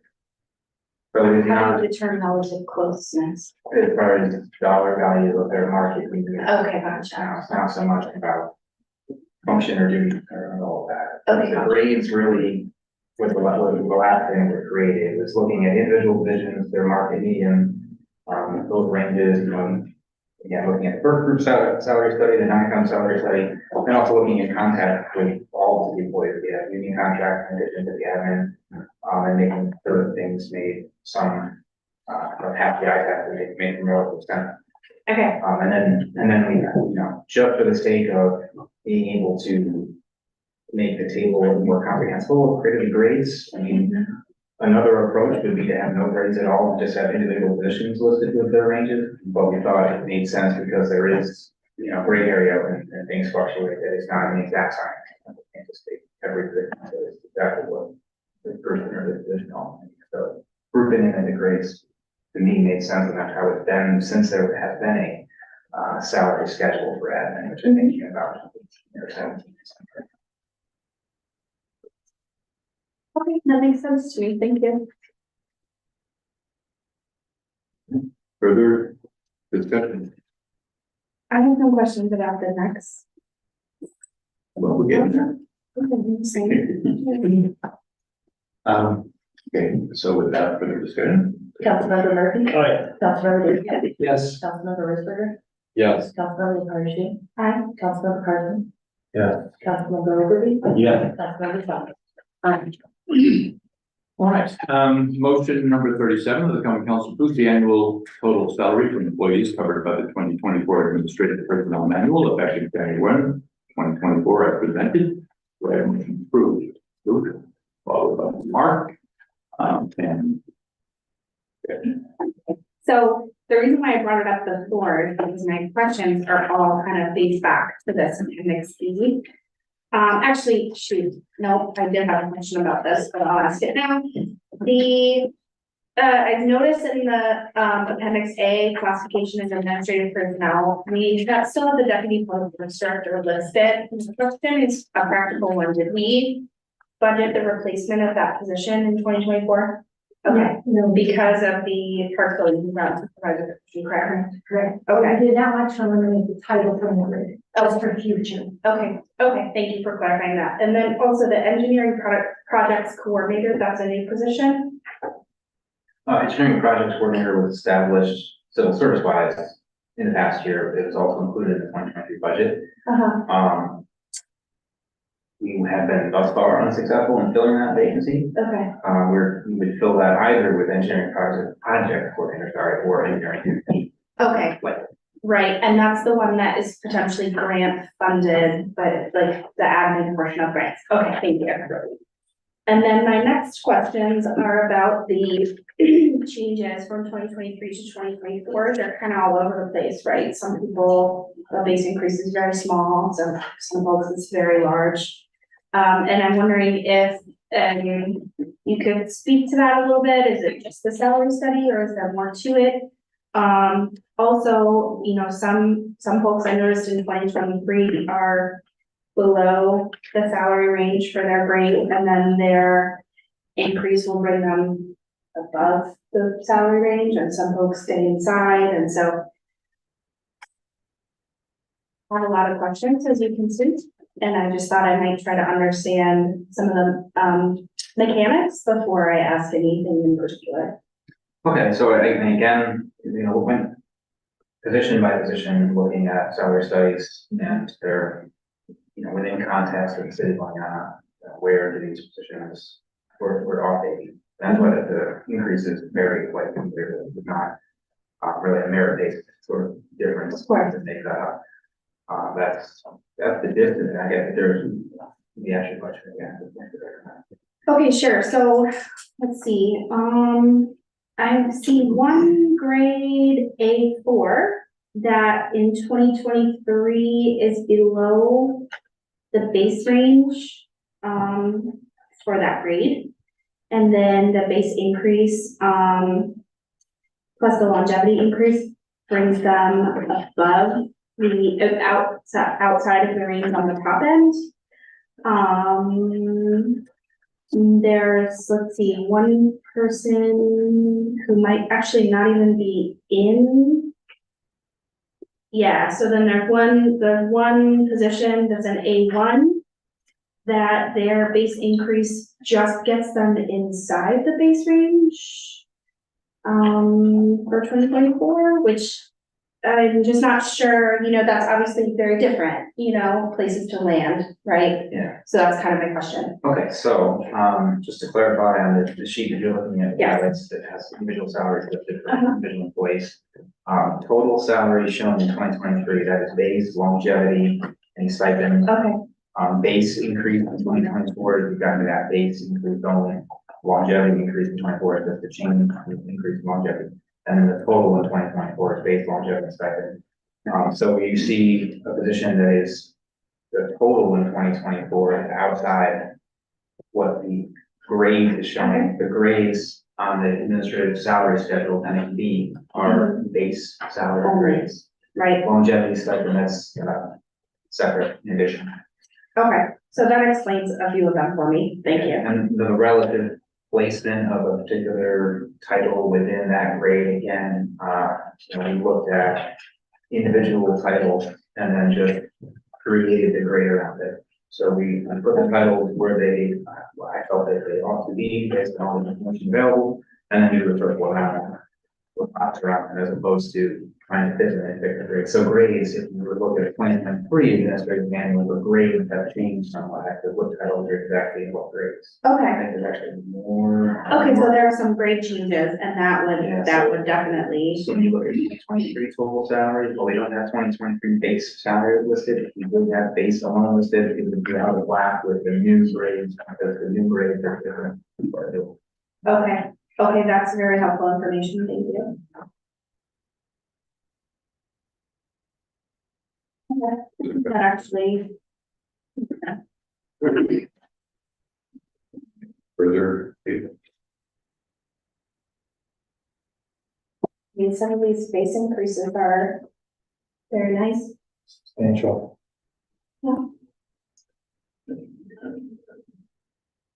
Yeah, we took the same approach with the admin group as we've taken with all the unions as far as basing our targets on the salary studies that were done and trying to get a relative, relative equity across the board, obviously, adjusting for the differences in job descriptions and what their Right. needs are and all that. Okay. Back, I'm sorry, I just had like one follow-up question. Were all of these 2024 totals here, were they included in the budget? Yeah, okay. Okay, that's all my questions. Thank you. Further? I guess I'm with Katie on this, that the base increase this year is over $193,000. And I know we talked about it a little bit at the last budget meeting, but what is the game plan on trying to control these numbers in 24? What do you mean control the numbers? Well, Greg, we can't keep borrowing and taking from our unrestricted fund balance to balance our operations. So recognizing that just in this collective group of 20-some people, we're looking at pay raises that go over $193,000. I'm asking you as our CA, what's the game plan in getting our budget into a balanced budget within our means? Well, I wouldn't expect another $190,000 increase next year, certainly, or any. No, but that number's near perpetuity now, right? So that number sits Right. on top of the 1.7. They're always gonna get longevity. That's something they earn. That's what Mark was mumbling under his breath about retention. Well, that's what you reward him with. So my question to you is, what are we gonna do? What's the plan for controlling the budget in 24, looking at 25? Largely, that is ultimately up to the council, how we go about doing it. So we had discussions over the summer before we entered any proposals in our union contract negotiations or put any proposals into the budget, about what our priorities are. And it was agreed upon with council and staff input that salaries and benefits and ultimately the goal of recruitment retention, was our top priority. And understanding that was going to be a significant $1.5+ million increase in the budget from 23 to 24. So understanding that was our top priority and that those costs were anticipated by the council and the staff, that was our priority. Obviously paying for that is something that we proposed, a larger tax increase than the tax cap this year to start getting us, to where we ultimately need to be. Ultimately, we went with the tax cap, just for the tax cap. So looking forward, it's going to go to future councils to decide how do we want to raise additional revenue. There are only a finite number of ways to do that. There's obviously been a number of discussions about other alternative revenue generating sources, parking, that sort of thing. There are only so many of those that we can feasibly implement here that aren't also, I think all of them have side effects or consequences. There's pros and cons to all of them, and that needs to be discussed and decided upon by the council. Ultimately, property taxes, sales tax, those are two of the biggest ones. So understanding is to make it very simple, revenue and expenses. If our revenues are not increasing to meet what our expenses are, we have to reduce our expenses. The reason we have proposed the salary increase that we have, again, not to belabor the point, but we decided that was a top priority. Moving forward, looking at services, as we started to do 2 budgets ago and continue this budget, we have to collectively decide what types of services are we providing and what levels of service are we providing for each of those types of services, and then how does that relate to cost. So if we're looking to decrease costs, with that, obviously, whatever that, if it's not having this piece of equipment or not having the same number of employees or not just simply not providing a service, there's impacts and we have to discuss those and balance the two. So I can't tell you that there's anything that I can do to balance the budget without increasing revenue for decreasing costs. And there are a number of ways to do that. So that's just me, a continued conversation, I would think, with the council and myself and finance director and the rest of the staff as we move forward. So Mark, what is your plan in 2024 then? Well, I think my plan in 2024 is to be engaging this council very much more so in discussion in these meetings, so that we are really tackling these issues and not asking at the end of a budget year the city administrator how he's going to do something. It's the council that has to do this, and we're going to take this on, and we're going to create the space within our council meetings to be able to have these kind of robust discussions. So that's something I'm working on right now. And it's, So how are you envisioning that? Is it a longer meeting? Because I would like to start at 6 o'clock. well, we'll be moving our meetings up, to 6 p.m. I think I've got a consensus of most council members that makes sense. Yeah. We're going to streamline the meetings, and we're going to provide much more of an opportunity for more of a robust discussion around things that are more proactive in terms of how we're addressing our issues. So the council members all ran for, and so this is my expectations that in 2024 they're going to have an opportunity to really get their hands dirty and make some real headway around some of the difficult things that we have to deal with. Do we want to cut services? No. So we're going to have to come up with other avenues, other funding streams. What are they? I've got ideas. You've all got ideas. We're going to have some conversations. We're going to flesh them out, and we're going to get to a place where we're in a different conversation come next December.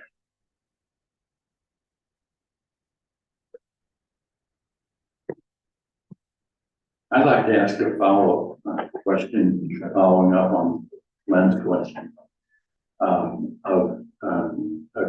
Ask this question of Greg. Do we measure productivity?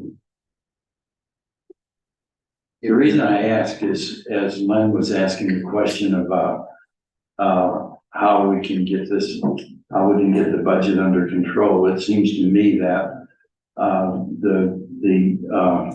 the city is responsible for producing, you could say goods and services, but mainly services. We're a service organization. Do we measure the productivity of services?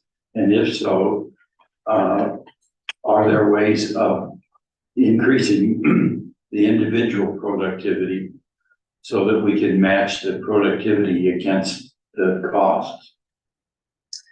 That's an excellent question. I really appreciate it because starting the level of service conversation and looking at services, that was, I think, the first step in developing what could become some sort of a baseline and measurement of levels of service and productivity. We don't have those right now. We don't have specific metrics that we track that, you know, inform where our levels are. You know, the levels of service we thought we were at was really just an anecdotal accounting of each individual council member aggregated into one. And I think if we come with a more, you know, come up with a more objective way to look at that, and if there are, in certain cases, there will be very easy or easily identifiable metrics we can track. In certain cases, it's maybe not so easy. Maybe it is more anecdotal based on human feedback. But I think we can work through one by one and talk about those things to establish some more consistent measures.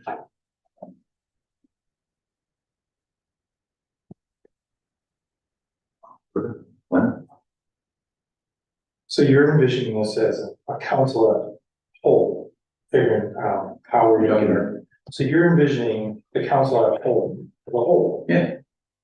And how are you, I guess I'm still not understanding how you plan on tackling this. Give me the amount of time that I need to continue to flesh out the proposal that I'll be bringing forward to council individually and collectively, so that you're all clear on what the strategy is and have an opportunity. I don't really want to get out there ahead of my own planning right now. Well, I'm leaning on Greg because he's our CA. And this is what we pay him to do, is to watch our operations. And so I'm looking at this as we've flushed out some revenue sources. Jenny gave us a report on that a week ago. Said we've flushed out these revenue sources. We didn't really come up with anything. So if we don't have new revenue sources, I know that you mentioned something about a year ago, a $1 million flush. I don't think that panned out. So if we have no new revenue sources, and we want certain services, it's the level of service now that we're looking at. That's exactly right. So that's some tough decisions. That's exactly right. And some tough discussions. So I'm just trying to ask, we're not going to create a new committee. We're going to do this as a council. This is a council. No, we had a committee for that. This is the council. Further? If there's no further discussion, take a vote. Councilmember Murphy. Councilmember Davis. Yes. Councilmember Lee. Yes. Councilmember LaFarge. Aye. Councilmember Burns. Councilmember Liberty. Yes. Councilmember Butler. Aye.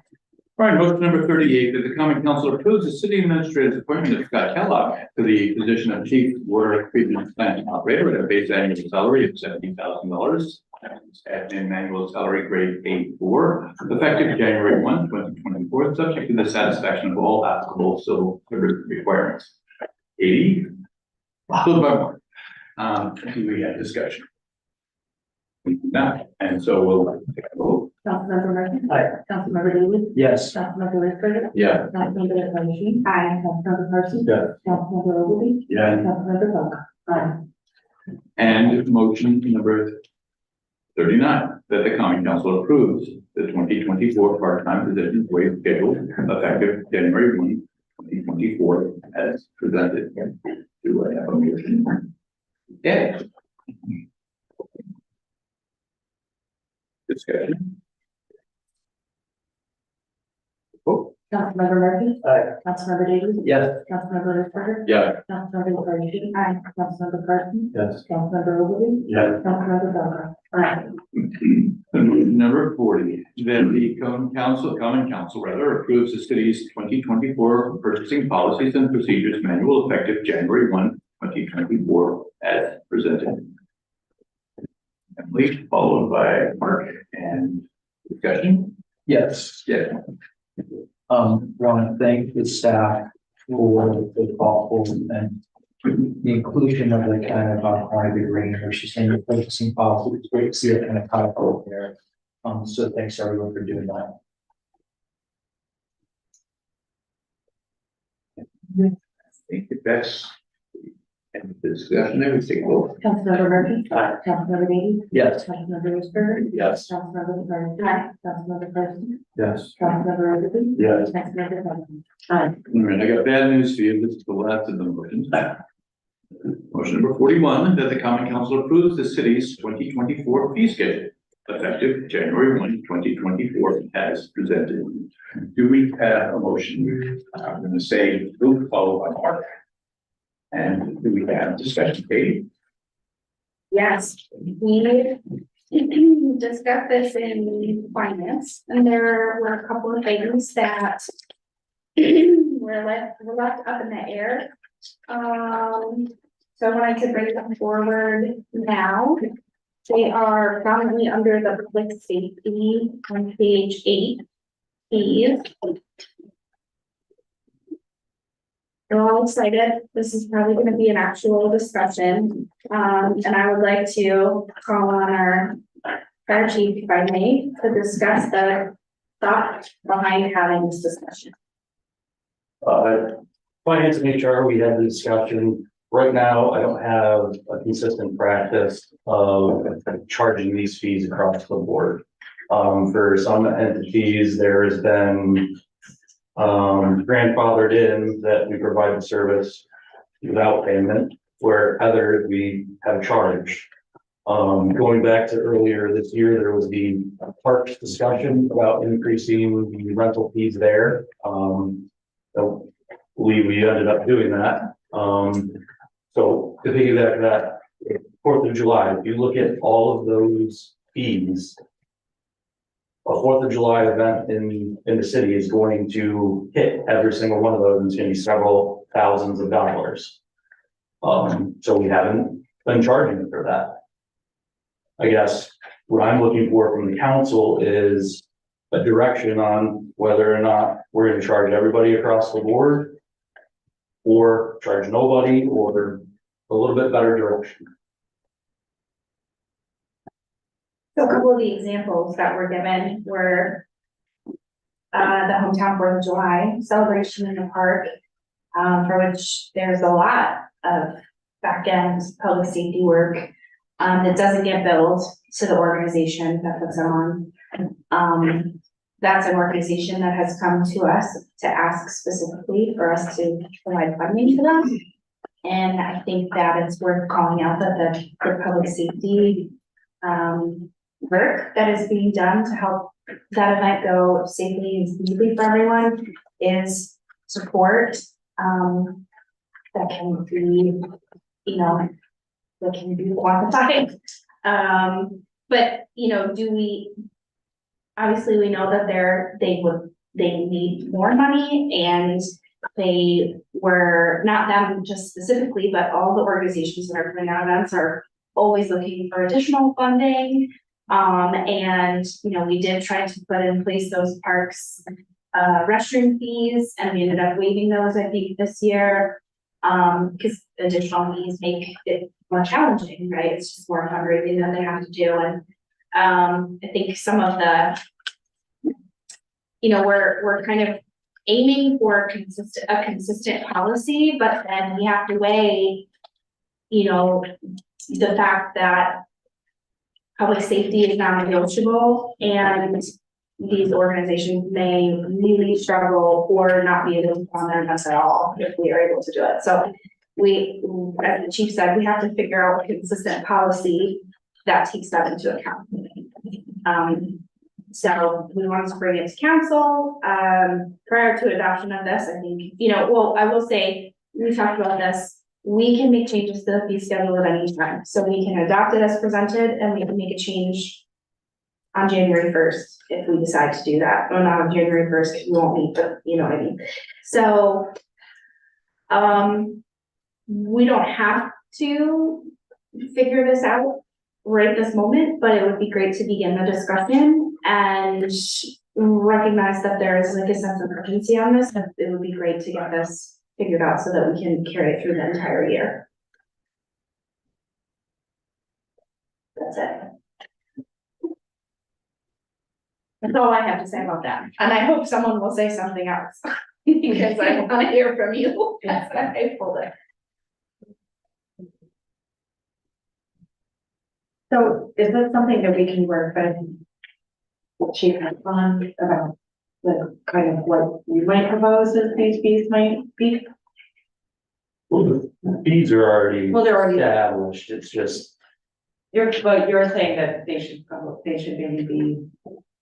It's the implementation of the Right. things that we need a policy for. I see, okay, Oh, sure. sorry. Oh, I'm not the chair. Sorry. You're fine. Yeah. And we have a few minutes because Ed's Oh, right. not with us, so. But to your point, yeah, look, I have a question, but I think Ginny beat me to it. So if I could defer to Ginny for a moment, and I'll ask my question. This question is for Dave Merzick. Okay. When we have the fees established in the fee schedule, what legal avenues do we have to decide that we're going to charge one party, but we're not going to charge another party? That's a political question.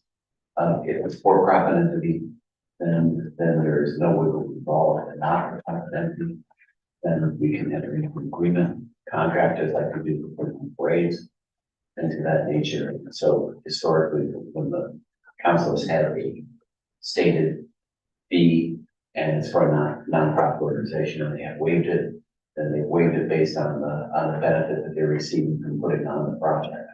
So it can be done, but it should be done on a either, again, on a consistent philosophical basis or on a per event basis. But again, both you and I have sat through the same discussion over many years, and what happens is an event like 4th of July event that occurs, and someone from there comes and says, you know, we really don't want to have to pay this, and the council does not feel sufficiently motivated to say, we don't care, we still have to pay it because we need this as a revenue source. So that chief in exactly the position he is now, where people come to him and say, well, we don't have the money to do it, we might not be able to do it, what we're gonna do. So I understand his position and I understand his concern, and the council should either authorize either authorize someone to make that decision based on specific criteria or do it on a per situation basis. And there should be actually agreement, just as we do for other nonprofits who provide service to the city in exchange for benefit to the city. To sum up what you said, we charge everybody, but then the council will determine on a case by case basis if the fee gets waived via a contract or a written policy. Yes, We need to establish criteria. that's what I see as the solution to the problem. Again, it shouldn't get to the chief. He should not be put in the position of Correct. being required to make a decision.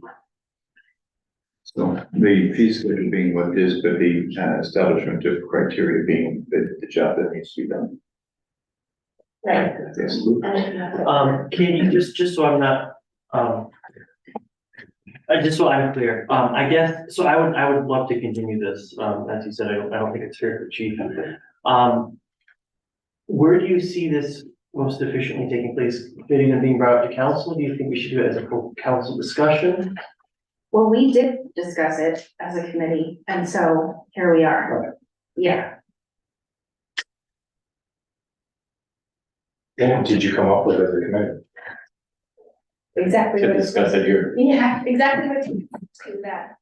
You know, if we don't come up with criteria, then it's subjective and anyone could come, I mean, but the thing is, anyone could come to us and say, we can't do it, or whatever, and, you know, then it's up to us to say, we don't care, but we never do that, so.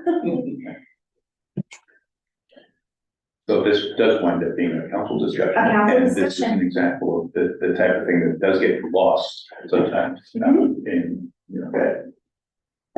In the width and breadth of everything else that we deal with. Absolutely. And then you come back to it almost by mistake, Mhm. and you realize that that's never really been addressed. So, but it will be, Completely agree. yeah. Okay. So are there any suggestions from other council members about the establishment of any criteria or policy for this going forward?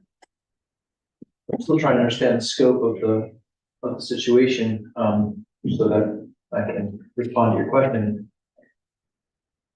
How many different organizations are we talking about here? How many different events, sponsored by how many different organizations are we talking about? How many organizations, are we charging? I just don't understand the scope of this, and we'd like to understand that further. Yeah, I probably don't have that answer. If I may make a suggestion, you're not bound to only pass the fees one time a year. I agree with that. Yeah, you do that. So if you wanted to pass a resolution or included or excluded this particular criteria tonight, someone can make a presentation as to what the policy is and then modify it when there's more criteria set in on the fly. So I could see this being, an agenda item consequence in a council meeting that comes up in the early part of the year.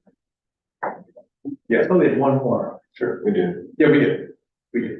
And we could bring it, even as early as next, but. And you can move to amend tonight too. Again, this is not what we're saying, it's because we began implementing the fees are set as maybe determined from time to time by a motion of town council to allow for flexibility in setting the fees. Just very often do all at one shot, make it easier instead of doing the piecemeal. We want to do that, not a total fee. Well, to clarify, we would be approving the fee schedule as presented unless we wanted to increase the fees of for these particular, staff folks, that we're charging them. But we could adopt this as presented and then just talk about the policy to implement that. So I mean, these are disconnected. And I mean, I don't want to kick this can much further down the road. I'd like to have this discussion. If we're not gonna have this now, is to have it at the next meeting. And there might be some information that we can organize or we can ask to have organized, that might help us think thoughtfully about what this policy might be. And then craft that policy in the next meeting. And Let's do it. actually the reasons for discussion. Yeah, let's do it. Let's put that on the agenda for the 19th, and we're certain that we've got all the basic information that we're going to need to be able to have a conversation and arrive at the. Mark, yeah. How many events are we talking about? What are the size of the events we're talking about? What state agencies demand what type of services have to be provided because of those events? Right, and so we'll see about getting that into everybody's hands in a reasonable time frame before the meeting on the 19th, so we can have a conversation about that. Also, how many have been in the past have been at for profit versus not for profit? And what Wait, flexibilities have we exhibited in the past in Broome? Yeah. Thank you. That would be really helpful. Yeah. Thanks So for that will be an agenda item, at our final meeting of, 2023. So then are we suggesting that the numbers that are provided here in the feed will go over and replace the question mark? I think that was a question I had, wanted to have the chief to ask that question. Are you looking to increase those? Are you looking for guidance from us, or was there some thought about what those, that would be?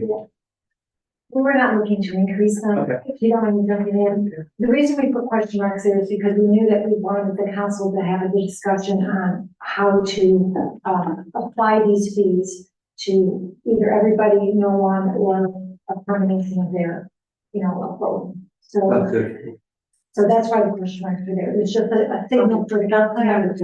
All right. Okay, Yeah. good, thank you. Okay. I would say comparatively to fees that other departments would charge for this type of thing were low. Because most departments are gonna use the set FEMA rate for these type of services. And we traditionally not done that, so keep that in mind as well. Right. Thanks. So then are we looking to amend replacing the question marks with the actual fees? Well, I think that would maybe be part of the next.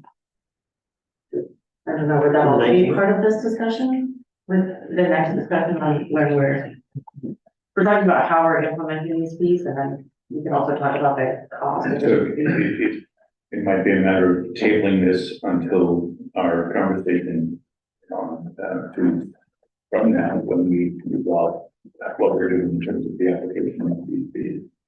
Yeah, it's have to be approved by the end of the year, right? Right, well, we have the 19th. Right, yeah, that's what I mean, we have one more meeting. That's the council's fault. I'll second it. Or we amended. I just second. Councilmember Murphy.